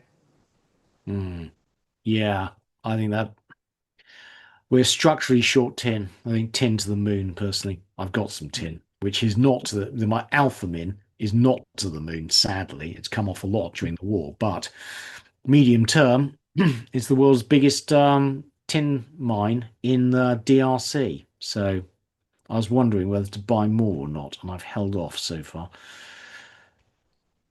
Zinc, well, that's quite a chart, isn't it? Not that I'm a chartist, but Mm, ziggity zaggity upward for most of last year, and then a big hit, which has now itself reversed. Turning now to precious metals. So the weekly change for gold was just off 2%. I think gold's quite an interesting story, isn't it? I mean, you've often mentioned that it's a source of cash in times of stress rather than, a safe haven in times of stress. And I think we've seen some of that play out over the past month. yeah. Silver pretty flat over the past fortnight, still up a little bit for the year, but that's a real roller coaster, I think, when we look at the chart. Mm, Rhodium, there's been a bit more action, down 11% in the past fortnight and up 10% for the year. So here is gold, and I think we can see that move from about 5,500 to 4,500. There's so much going on, I think, in terms of the different narratives and why people are mm, holding gold. But I did very much remember Keith you saying that it's an asset that sometimes you have to sell even if you structurally believe in its long-term growth or safe haven status. You have to sell at moments of crisis because it's one source of gold. And perhaps you covered it previously, but I think Poland was selling a lot of its gold to yeah. fund its defense expenditure. And that's a rather big example. But if you're a Middle East government and you need your dollars at the moment, you sell what you can sell. Precisely. But I've been very struck by how gold's role in as a safe haven has completely changed. It's now no longer really behaving as a safe haven. It's behaving as sort of equity market geared. So, shooting up with the Mag 7 and the Nasdaq and then coming off hard and yeah, it's behaving like an equity. But it's a very strange equity if it is, because all the narrative at the time during its zoom up was currency debasement, and we don't believe in the Fed, etc. And Yeah, it's a different story from the sort of go-go optimism behind the tech stocks. no, that's true, Stuart. But whenever you look at what's happened over the last couple of weeks, you know, you'd if it was a safe haven and monetary debasement, you'd be thinking, well, war is terrible for monetary debasement. Hmm. It should be a safe haven, but it ain't. It's come off with equities. But on your point, do you want to do this? Well, yes, I've mentioned Poland, but here's the example of Turkey and its central bank reserves. They have swapped 60 tons of gold for foreign exchange after the start of the war to provide liquidity. And that's, I think, an even better example than Poland, and because this is responding to an immediate cash need, whereas Poland seemed to be a more strategic decision about swapping assets, swapping gold for defense capability. This, I think, is a great story, or a very illustrative story. Mm, Oh, I think, Keith, this is back to your safe haven point, isn't it? That if you look 2006 to 2022, there was a reasonably tight and logical relationship between real yields on US tips and the gold price, where lower real yields led to a higher gold price. But that completely broken down since 2022, where tips yields have actually increased to quite attractive levels, like 2% real, whereas gold has, gone to the moon. yeah. So I think gold is saying it's concerned about the stability of the monetary system. And when you look at, we'll show you the charts later, but when you look at the US deficit, actually, I'm worried now. I can't see Yep. an end to it. Yep. Money has flowed out of gold ETFs since the war started. Well, yes, this is like the Turkey story, but at a retail level, isn't it? Well, all the viewers who said eventually I would capitulate and join gold, etc., they're right. Actually, I bought some gold royalty companies, and I look at the size of the US deficit, and I think there's just, when you can't run a deficit of 5.8%, even during the good times, forever. And it's now when the US now runs a fiscal, the national debt is at 120% of GDP. This has got to end at some point, and the equity market is dependent on the US deficit continuing at that level forever. Some It state is is. it's quite extraordinary, isn't it? Yeah. What would you think about US tips as a safe haven? 2% real? Yeah. Well, that's true. Yeah, it depends how you're going to default, doesn't it? You either default um, through via inflation, in which case tips protect you, or you default by you know, actual an actual default. Now, we assume that any default will come by inflation. But we talked about this on the podcast years ago that there are plenty of examples of internal default where you don't default by inflation because, as you pointed out with the tips, there are costs to defaulting by inflation. And so Jamaica, for example, defaulted domestically by giving a haircut to all the bonds, reissuing the bonds.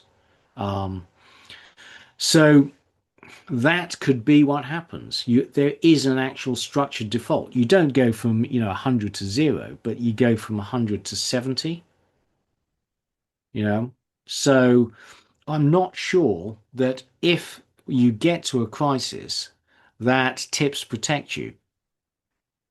Gold protects you unless they confiscate it.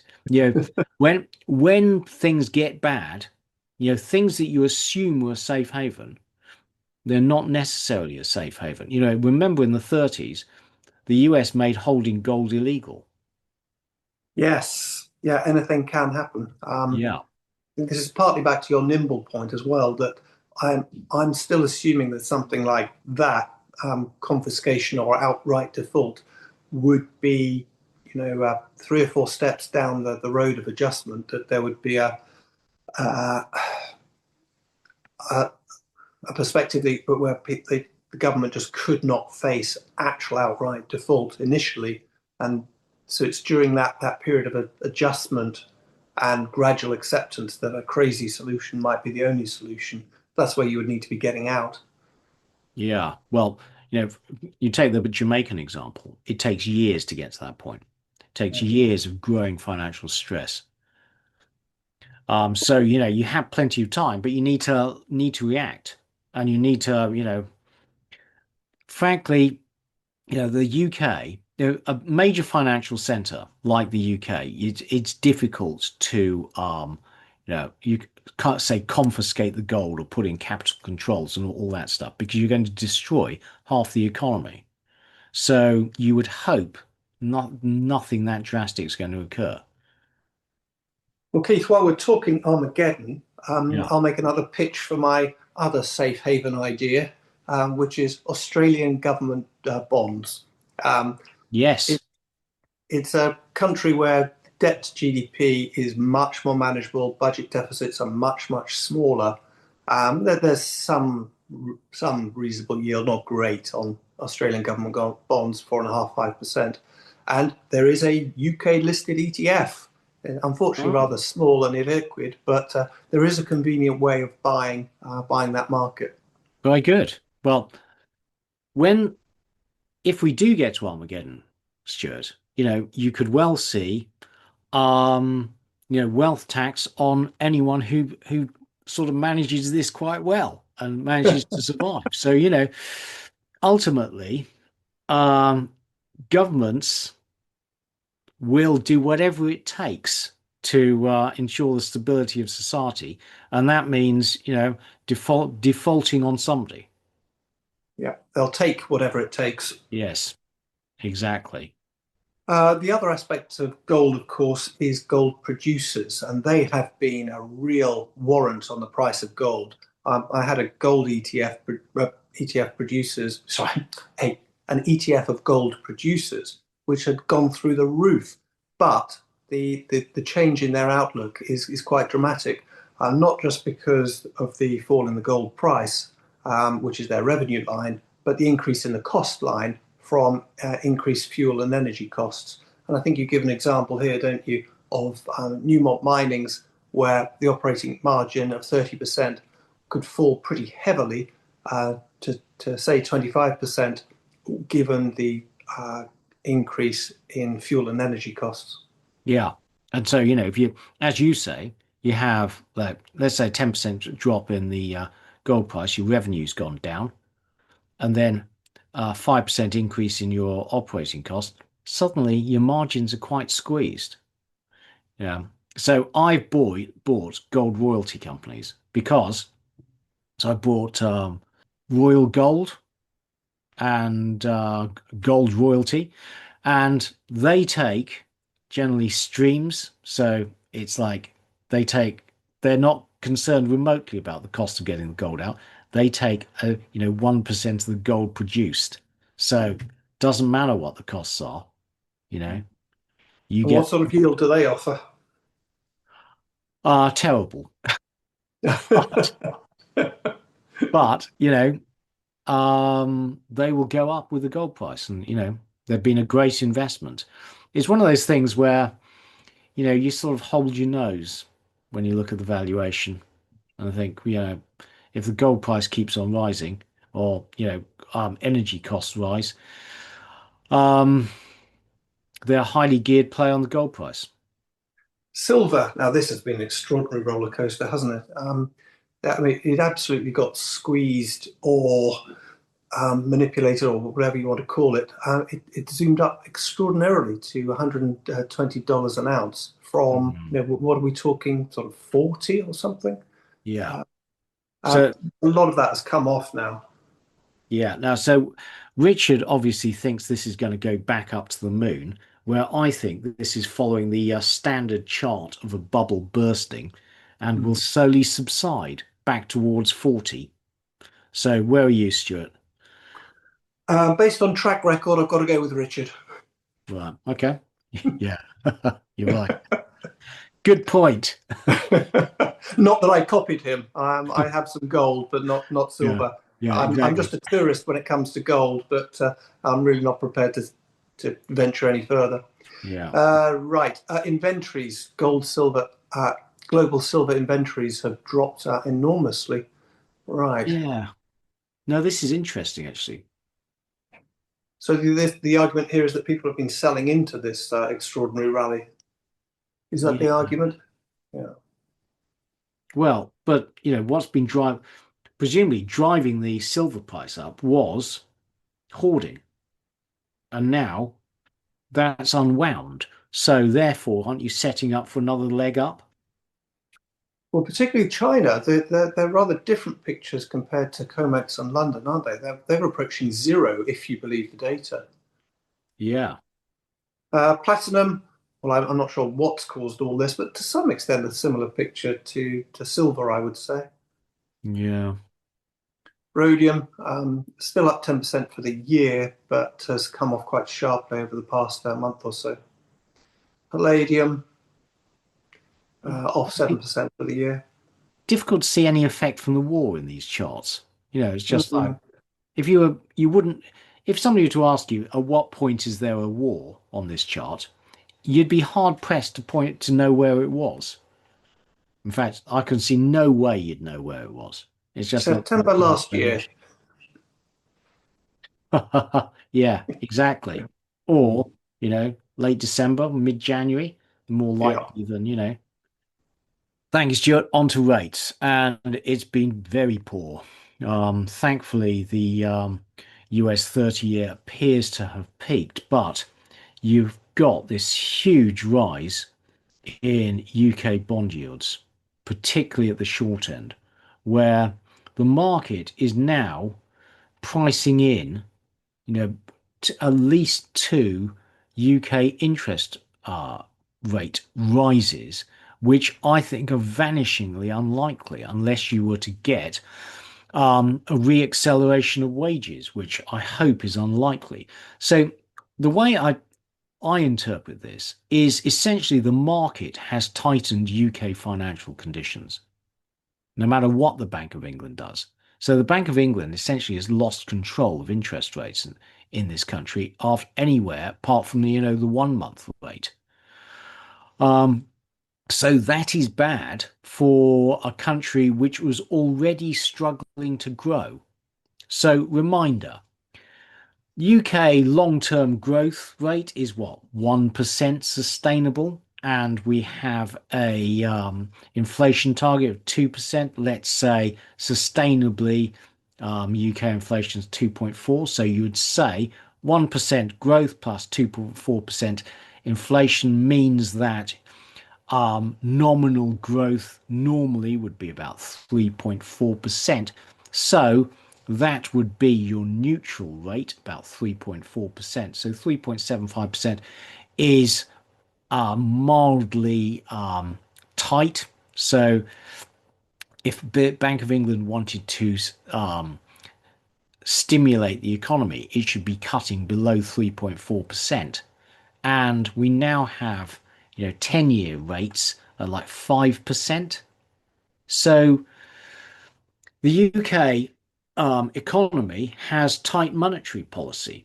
The market is imposing tight rates. So when you've got 30-year rates of 2% real, above 2% real, that is your risk-free rate.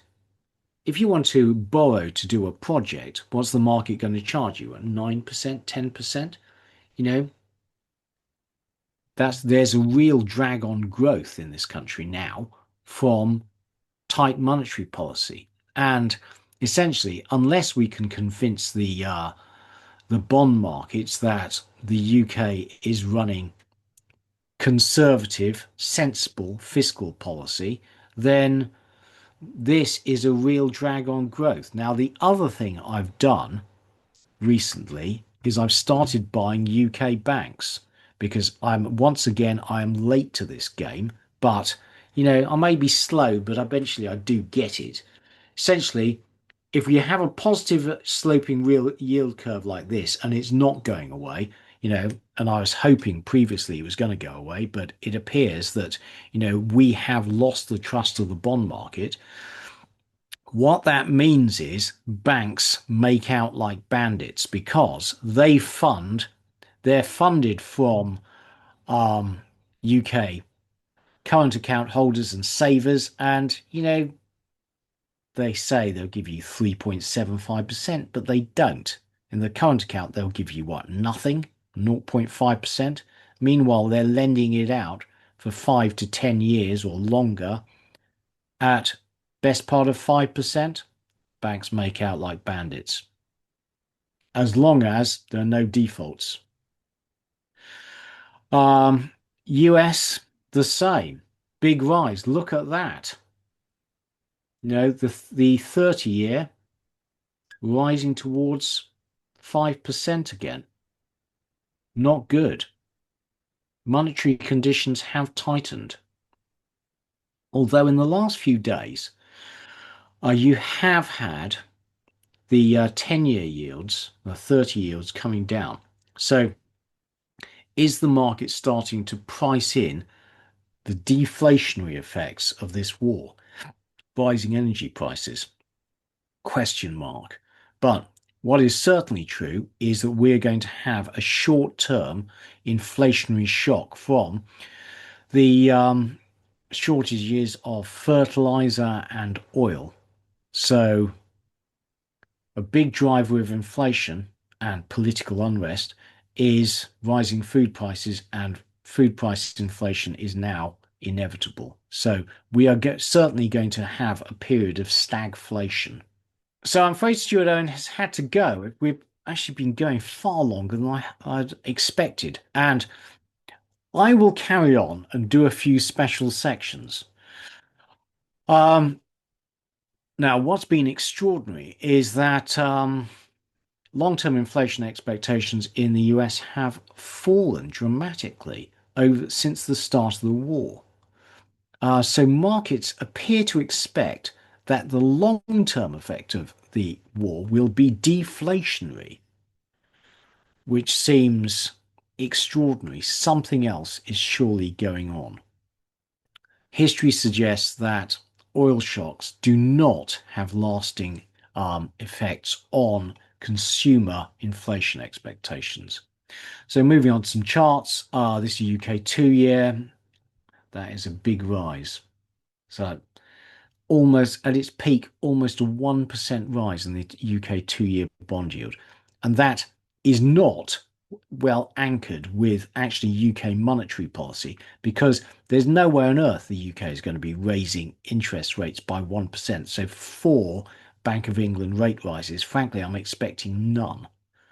What this says is UK bond yields are not well anchored to actual interest rates at the short end, and the Bank of England has lost the trust of the markets, is no longer in control of short-term yields or monetary policy.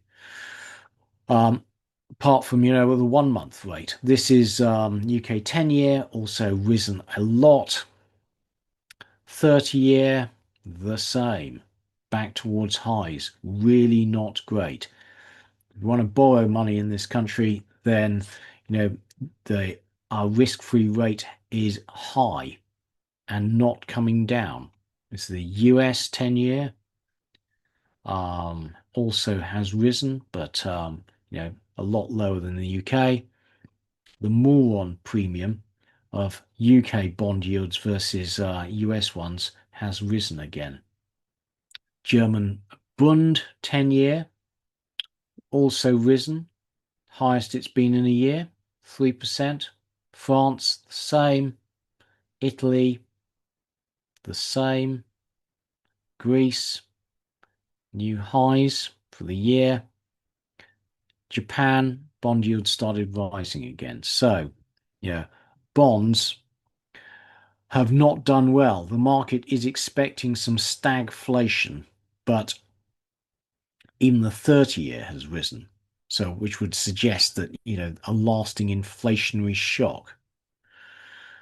Um, or, but we know that long-term inflation expectations have fallen in the US while the 30-year yield has risen. So the market is now charging a solvency premium, a risk premium to lend to the governments of the world for long periods of time, like 30 years. So our fiscal sustainability appears to be an increasing question. Okay, moving on to current investment themes. Well, disruption from the war in Iran is number one. So, reduced supply of oil, oil products, petrochemical plants, possible winners, LNG, helium, fertilizers. We've covered this quite extensively. So, these are everything we're looking at the moment. So disruption from war in Iran, number one. AI development continues. AI disruption, bad for software producers. Monetary debasement. Gold bull market appears to be back on, question mark. Has it bottomed? Commodity scarcity, again, you know, industrial commodities really have not fallen that much since the start of the war. Peace in Ukraine appears to be off. Um, Geopolitical uncertainty in the end of Pax Americana? Well, absolutely. Defense companies doing well. Financial deregulation. The British banks are up in front of the Bank of England this week and will be arguing for reduced capital requirements. Reminder, we previously talked about how the poor UK growth can be traced back to the GFC and to the imposition of the Basel III regulations on banks, which has reduced their capital availability. If the Bank of England were to loosen the capital requirements for UK banks, that'd be good for banks, but also be good for the UK economy, which relies primarily on bank credit to fund its small businesses. We're still on the lookout for fads. Okay, and on to this week's economic data. So, quick summary: UK, we had stagflation, and then briefly it seemed that we were moving towards stagnation. Now it seems it's turning back to stagflation due to the oil price shock. EU, we had stagnation, now turning to stagflation. The US latest data suggests the US economy may be weakening. The nowcasts have fallen. More fiscal incontinence, question mark, as the costs of the war rise. Okay, and on to the UK. So Bank of England met, kept interest rates unchanged, but a distinct hawkish turn with all 9 members voting to keep rates unchanged. And this, the market is now obviously pricing in 2 rate rises over the coming year, 3 max. At its peak, they're pricing in 4. I don't think any of those are going to happen. So inflation for February before the war was 3%, in line with expectations. Core slightly worse than expectations at 3.2%. RPI was actually slightly better than expectations, down to 3.6%. And month on month better than expectations at 0.4. So Services inflation, the red line, is slowly drifting down, or was before the war. So that was good news. But now, obviously, we're going to get a surge in goods inflation in the form of oil and food prices, etc. Average weekly earnings in the UK came in on target at 3.9%, coming back towards its pre-pandemic levels. Still a way to go. Excluding bonuses, 3.8%. And public sector pay remains well above private sector pay, but at least is coming down again. So private sector total wages rose. So public sector total wages were 5.9% year on year in 3 months to January.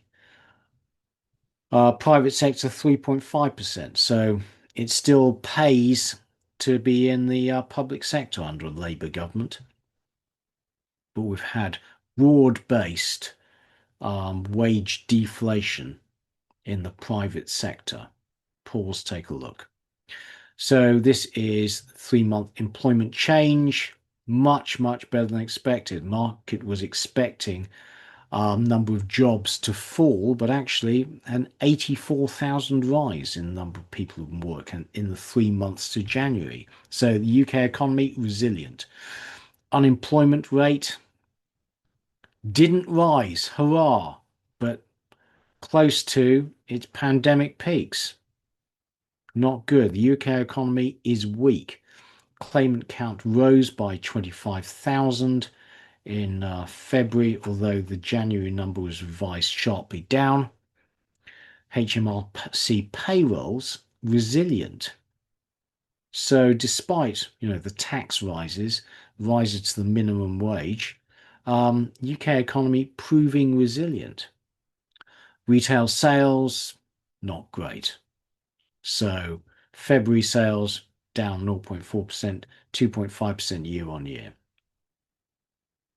CBI industrial orders, generally terrible as British industry struggles, but actually these are the March numbers, not too bad given the start of the war. Manufacturing PMI for March, okay, much better than expected. Market was expecting them to fall and they fell a little bit.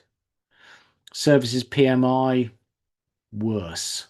Market was expecting a fall that fell much more, but is still in expansion territory at 51.2. CBI distributive trades, that is poor. So retail sector not doing well. That is close to its pandemic lows. The composite PMI also fell more than expected with services to 51. So still expansion, but weak. Bank of England consumer credit, 1.9 billion, stable really. No sign of consumer distress or cutting back. Mortgage lending, surprisingly resilient actually, given higher UK interest rates and high house prices. So lending to individuals, resilient, 6.8 billion, better than expected. Money supply growing, up 0.6% in February. House prices not growing as fast as inflation, so affordability getting better. Consumer confidence for March, yes, down with the war, but really not bad. Not much of a hit. The economy proving resilient, consumer sentiment proving resilient. The PSBR, not great. Despite tax rises, etc., 14.3 billion, much worse than expectation. So hence, the gilt market remains on edge. Indeed, job postings still falling slowly. UK trueflation, they've now put in a 5-day delay, but rising again. The UK still has lots of oil in the North Sea. We've just put a ban on actually exploiting it, choosing instead to, for example, import LNG from the US rather than just drilling for our own. If we were to allow licenses and drilling again, we could start producing more. And that would increase our energy independence, create jobs, etc., etc. Will Ed Miliband allow it? So far, no change in the government position and, no new drilling licenses being permitted. We're just leaving it in the ground and importing from elsewhere. The OECD expects the UK economy to be hardest hit by the fallout from the Iran conflict. That's bad for our fiscal balance and bad, therefore, for the bond market's confidence in the UK. UK summary, pause, take a read. Inflation is going to rise in the coming months and economic growth will slow. So, UK was already growing at only like 0.8% year on year. We're going to take a hit to economic growth. How bad will the stagflation get? The markets are assuming it won't be too bad. Let's hope the oil price doesn't rise too much further. Okay, and on to the EU. So interest rates, so the ECB met and kept interest rates unchanged. Like the UK, the market is expecting the next move to be up. Inflation, month on month, rose 1.2% as the inflationary hit from higher oil prices and war in the Gulf increased.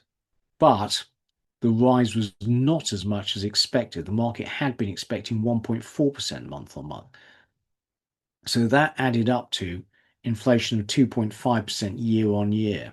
Better than expected, but still up markedly on February. Core, however, which excludes energy and food, fell to 2.3%.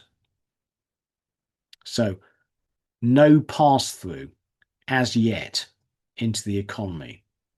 But you'd expect there to be a lag before wages, etc., and prices elsewhere in the economy start to rise.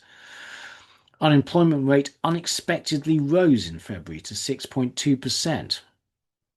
Is that a sign that the EU economy is starting to weaken? Question mark. Wage growth for Q4 was revised higher to 3.0%, labour costs to 3.3%. Not good. Construction activity in January, poor, and tightening financial conditions are unlikely to help. Loans to companies growing at 2.9%, that's kind of normal. Households 3%, again normal. Money supply growing at 3%. Consumer confidence for March, yes, took a dip down, but actually not that bad, to minus 16.3. Manufacturing PMI actually rose, much better than expected, to 51.4. Defence industry is doing well, I assume. Services, however, fell sharply to 50.1. So overall, the composite was 50.5. Balance of trade took a hit in January, but generally the EU pays its way in the world. The current account remained solidly in surplus.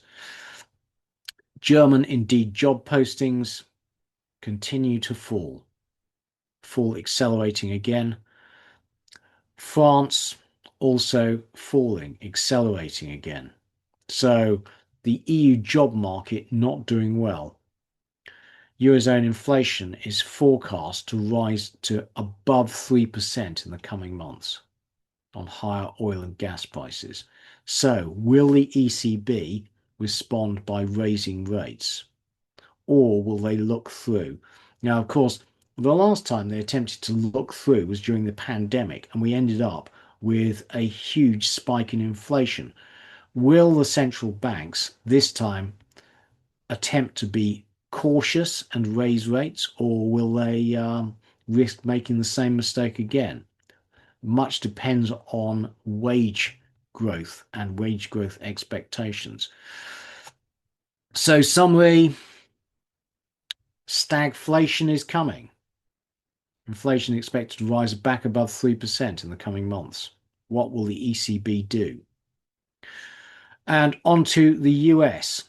So the Fed met, held rates 3.75%, had JOLTS job opening numbers this week, and they were disappointing, even worse than expectations. So number of job openings in the US falling again. The hiring rate is back to the lows of the pandemic, and that is not a good chart. So if you're out of work in the US, it is difficult to find a new position. And this is the long-term chart of hiring in the construction industry, and that is at an all-time low.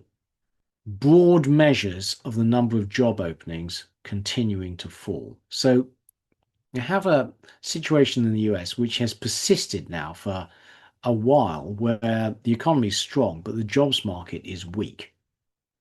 The good news is the layoff rate is also weak. The labour market in the US is increasingly sclerotic. Nobody's moving, and nobody's hiring. ADP employment change for March was better than expected, and so that includes the war, and 62,000 jobs created. Better than expectations, and the labour market appears to have stabilised. Challenge of job cuts, 60,000 better than expected, but up on February. Retail sales solid, better than expected in February, 3.7% year on year. US consumers still spending. Construction spending down, minus 0.3%. House prices are high, interest rates are high. Reminder, US consumers tend to borrow at 30-year, and that's shot up. So you'd expect construction activity to slow. Chicago National Activity Index was disappointing at minus 0.11 in February, which means it estimated the US economy was operating below median. ISM manufacturing PMI strengthened in March, all those weapons being manufactured, and the S&P global manufacturing PMI also strengthened. So both measures saying manufacturers in the US are feeling more positive. However, there is now a clear trend of deterioration in the services sector of 51.1, and that is weak. So the composite of 51.4, weakening. Most of the economy is the services sector. Not great. Existing home sales falling again, and that was in January, probably a seasonal effect. Conference board leading indicator still falling. It's been forecasting a recession for so long, and it hasn't happened. In fact, all the indications are that the US economy is resilient. Case-Shiller house prices minus 0.1 month on month in January, 1.2% year on year. So real house prices falling, but they rose about 50% during the pandemic. Affordability is awful. You're probably going to have years of grinding negative real house price growth because they're unaffordable. Initial jobless claims are quiescent. That's absolutely fine. Continuing jobless claims also absolutely fine. No sign of deterioration in the number of people out of work. Jobs posting index, though, fell, but seems to have stabilized in the US. Linked up job postings finally appear to have stabilized. Now onto the nowcast. So this is Dallas Fed. Q1 has been revised lower to 2%. Atlanta Fed GDP now has been revised lower to 1.9%. New York Fed, and this is the one we like the most, has been broadly stable over the last couple of weeks. The St. Louis Fed has been downgraded to 1.7%. So 3 out of the 4 have fallen over the past couple of weeks. Now, thank you to Mr. C. Peckham for this. So we have got rid of the Citigroup Economic Surprise Index. I've finally succumbed to Richard's skepticism about the whole thing. And instead, we are going to follow this, which is the daily economic index, and you are looking here at the blue line. And it's a measure of how well the US economy is doing in real time. So weakened slightly in the past couple of weeks. And you are looking at the y-axis on the left. But US economy still doing just fine, but the initial strong surge at the start of the year appears to be fading. And the Lantern Daily Economic Index is well correlated with GDP. So when we look at this, we're saying that economic growth is slightly better than average for the US at the moment. US economy doing just fine. Truflation rising again, and that's going to rise further as diesel prices hit. But the US consumer is not doing well. This is the popularity of the term help with mortgage in Google over the past 20 years, and you'll see it's at a new high. Consumers in the US in the bottom end of the spectrum are suffering. And, now I'm worried. The US debt ceiling was increased on the 3rd of July last year. Since then, the US debt has increased by 2.8 trillion. It's rising at a totally unsustainable pace. And there is no political will to try and fix this. Reminder, if the US were to try and fix this and rein in the deficit, then corporate earnings would fall as per the Kalecki-Levy formula, which would mean that the equity market would fall, which, would be deeply unpopular. So as a result, politicians don't have the spine to try and rein in the deficit, and the US is heading towards some sort of fiscal crisis sometime in the future. We don't know when. This is a deficit tracker. You'll see that Trump has found another way to impose tariffs. So for now, the deficit is below 2025, but still enormous. Last year, the last few years, you're talking about cumulative deficit over the course of the fiscal year of about 1.8 trillion. But rising stock market has been very good for household wealth. What happens, and they're obviously concentrated in the rich and the elderly. What happens when the equity market finally falls? Oil shocks traditionally are bad for employment in the US. Let's see. Non-farm payrolls out later today.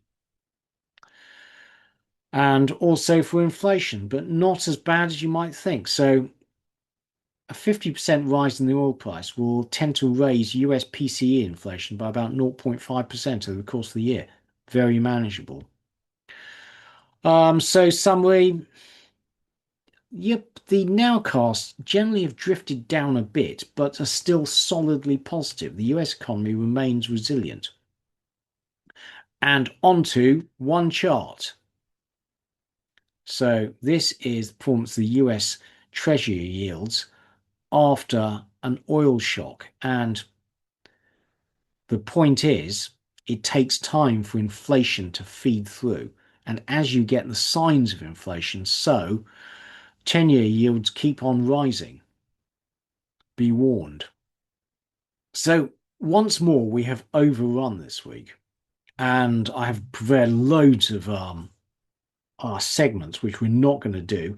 In fact, I realize I'm trying your patience by overrunning.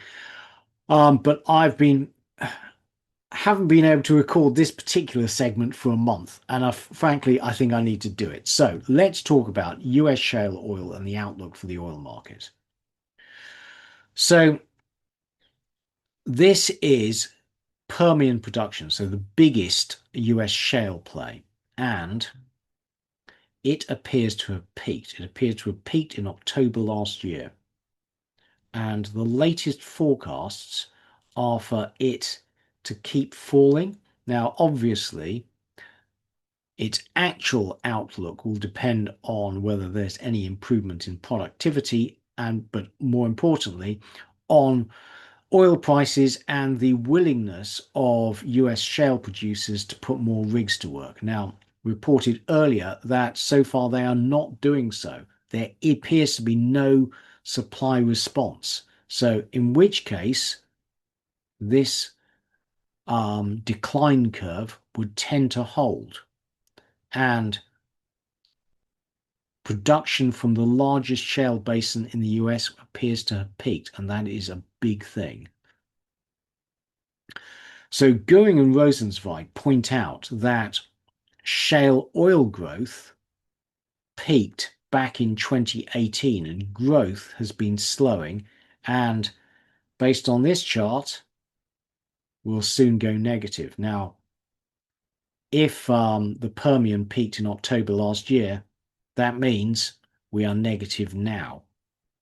The Eagle Ford, that peaked way back in 2020 and now is forecast to keep on falling. The Bakken peaked in 2020 and is now forecast to have accelerated declines. So what that adds up to is US shale production having peaked and is expected to come down by around 300,000 barrels over the next couple of years. So over the last 15 years, we have had marginal production of 9 million barrels from US shale. So US shale has provided the vast majority of global oil production growth. And during that time, oil has been cheap. And as a result, oil companies have cut back their exploration and development budgets. So now that shale, so now that US shale oil production has peaked and will start to decline, I'm expecting the oil market to start to tighten over the next couple of years and then start going into deficit and the oil price to start rising. And more importantly, us to go back to a traditional oil market cycle. So previously, because shale is essentially a manufacturing process, you go out and put a new rig into operation, then a year later you get oil. But the traditional oil cycle is 5 to 10 years. If you want to increase oil production, you need to go looking for conventional oil resources. You then need to develop them and put them into production, and there's a big lag.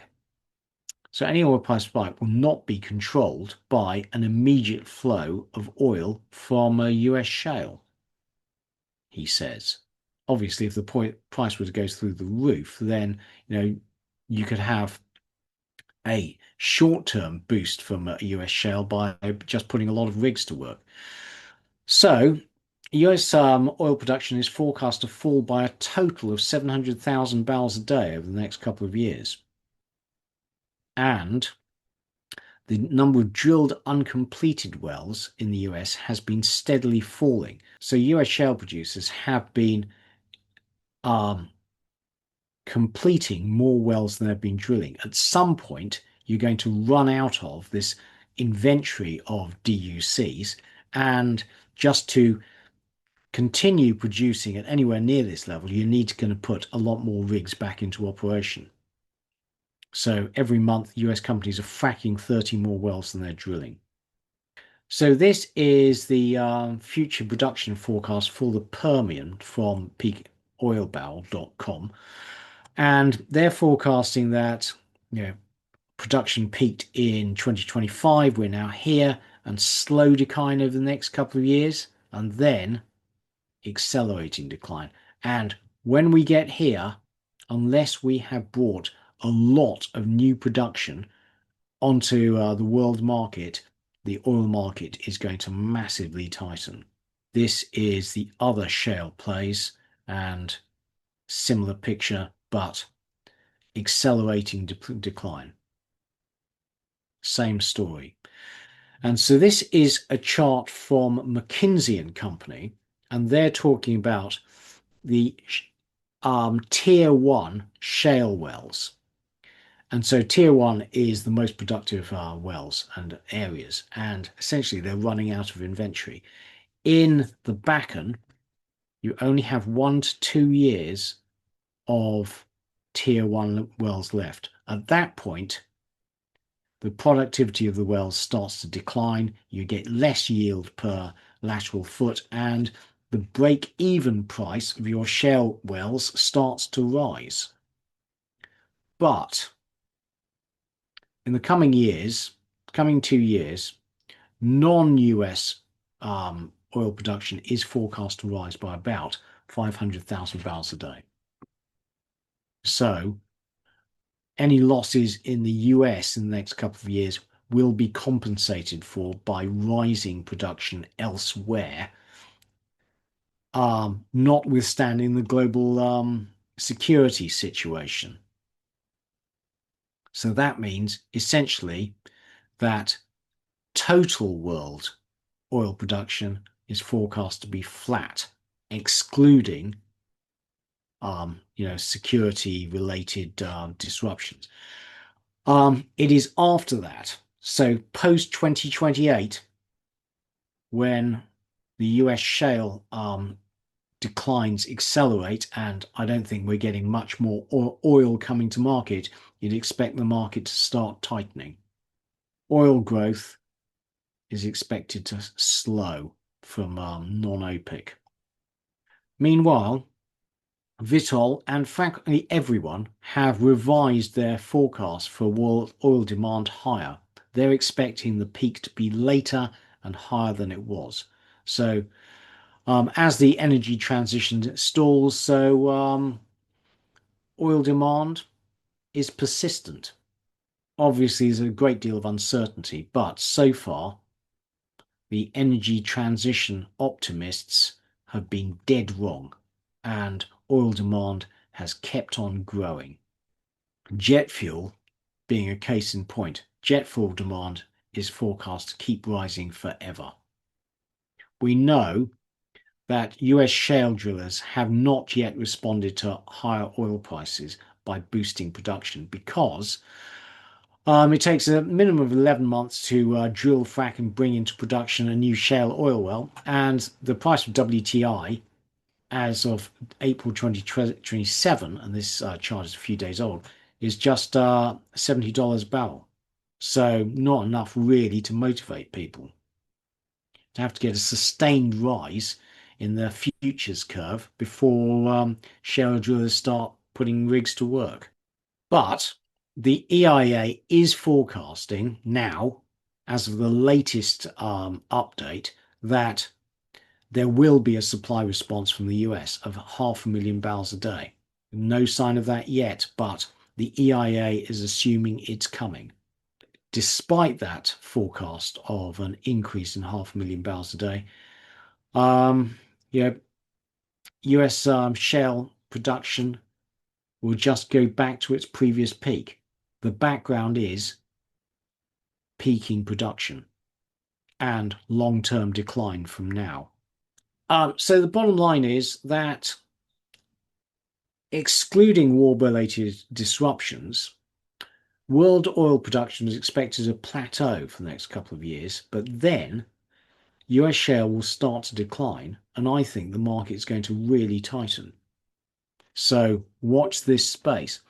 When the oil price starts to rise, it's a wrecking ball for the world economy. Previously, when the oil price has risen sharply, as in 2008, we get a huge recession. How quickly will the world economy adapt to rising oil prices? Question mark. And related, organic oil recovery. Now, there are lots of old reservoirs and poorly productive reservoirs around the world. And we're talking elsewhere about how Rio Tinto were using bacteria to leach copper from sulfide tailings mounds in the copper industry. Well, hunting are using bacteria to increase the productivity of oil wet reservoirs. Now, what's an oil wet reservoir? So, an oil wet reservoir is when the oil is in contact with the rock.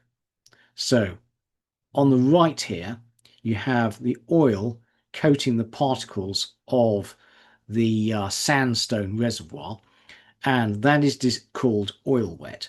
And the trouble with an oil wet reservoir is when you do a water flood, so you try and dislodge the oil by injecting water to move it, the water basically creates its own channels through the reservoir, and the oil remains stuck to the rock, and you don't get much oil recovery.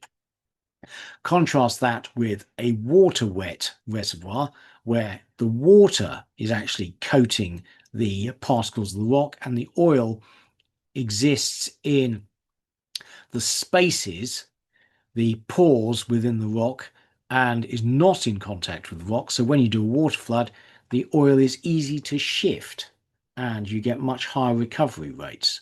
So what is organic oil recovery? Well, what you do is you take an oil wet reservoir and you inject a blend of microbes and nutrients into the well, and you then shut in the well for the period to allow the bacteria to feed on the nutrient mix and multiply.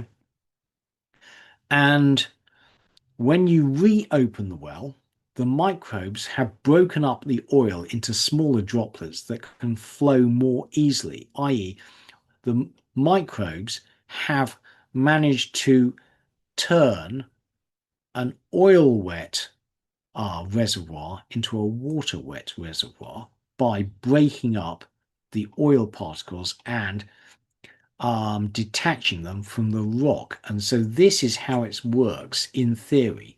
Initially, you have the oil attached to the rock. You inject nutrients and bacteria, and the bacteria essentially break the oil up into droplets, which can then flow out through the reservoir. So what I think is going on, and this is just my personal theory, is that when you flood the reservoir with nutrient-rich water and bacteria, the bacteria migrate into the water and multiply rapidly, feeding on the nutrients. But they then will have A, multiplied, and B, exhausted the nutrients. So when they have exhausted nutrients, they return to the oil on which they were originally feeding. And then there's vastly more bacteria. So they attempt to maximize their exposure to the oil by covering the surface of the oil droplets, and so breaking them up into smaller droplets, which obviously maximizes the bacteria coverage of the oil.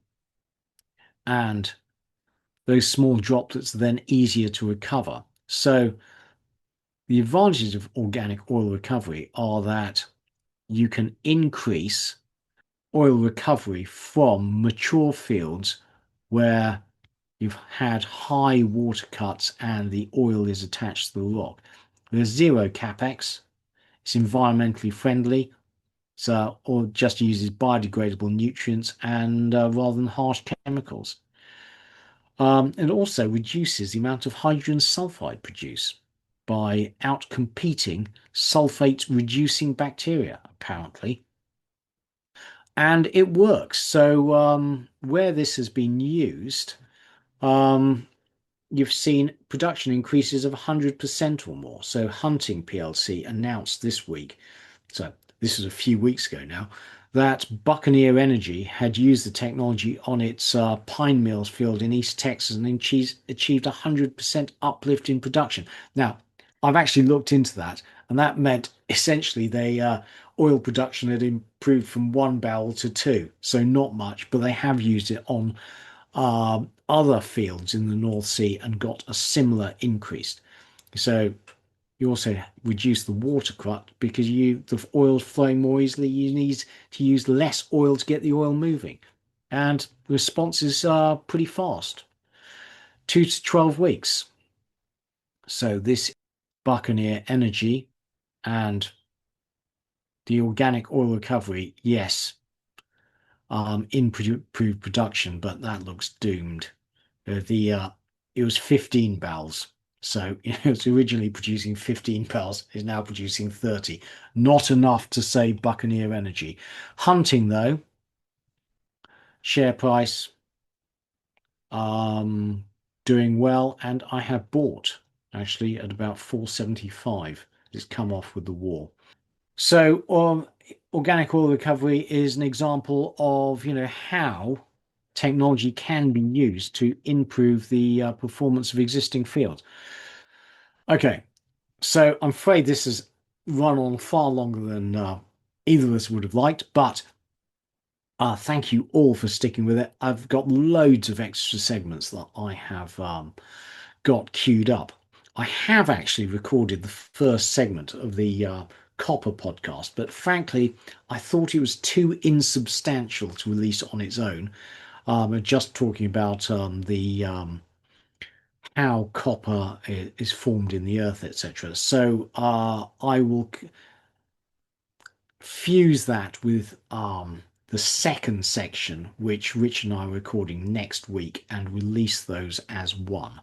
But in the meantime, good news, and let's wrap up. So, this is Dale Steele, and he's the world's oldest organ donor.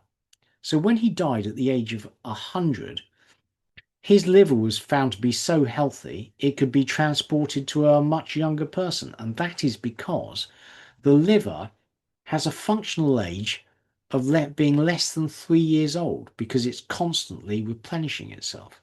So, good news. If you look after yourself, your internal organs, your liver, can be in very good shape. Who knew? So, concluding comments. Well, we're all eyes on what's happening in the Gulf. I mean, frankly, Donald Trump seemed to change his opinions every day. He's lashing out at everyone he's lashing out at everyone, particularly the UK, for not bailing him out of his current military misadventure. I think he's going to use the troops he's moved to the Gulf, and this could still escalate. So far, markets are remarkably calm, and equities have barely fallen since the start of the war. If Trump invades Karg Island and Iran decides to retaliate by hitting energy assets around the Gulf, then this could all still get a lot worse. And whatever happens, it appears that Trump is not going to attempt to militarily force free passage of the Straits of Hormuz with naval vessels, and that will leave Iran in de facto control of the States. Who will they allow to go through it? Question mark. Expect shipping disruptions to continue. We can only wait and see. Now, I just want to talk about one stock.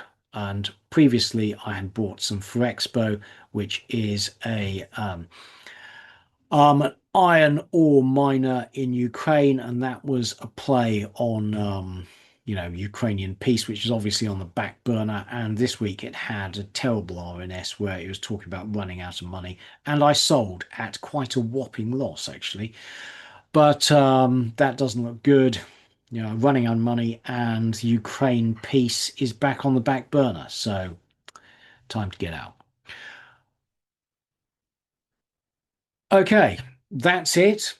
Very long episode, lots going on in the world. My apologies, but thank you for watching. And please, can you press like and subscribe to the channel? I hope you're all surviving these crazy markets. But it's goodbye from me, Keith Jordan. Goodbye.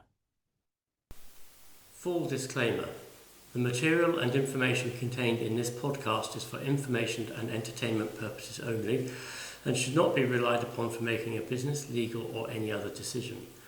We may own or have a financial interest in any securities mentioned. Listeners should conduct their own research or consult a professional investment advisor before making any decisions regarding topics mentioned on the show. Whilst we endeavour to ensure that the information presented on the show is correct, we make no representations or warranties of any kind, express or implied, with respect to the podcast and website or to any information, products, services or related graphics discussed or presented in the podcast or website. Any reliance you place on such material is strictly at your own risk. You are solely responsible for the investment decisions you make. We will not be responsible for any errors or omissions in the podcast or website, including in articles or postings, for hyperlinks embedded in messages, or for any results obtained from the use of such information. Nor will we be liable for any loss or damage, including consequential damages, if any, caused by a reader's reliance on any information provided by the podcast or website. Please do not listen to the podcast if you do not accept self-responsibility for your actions.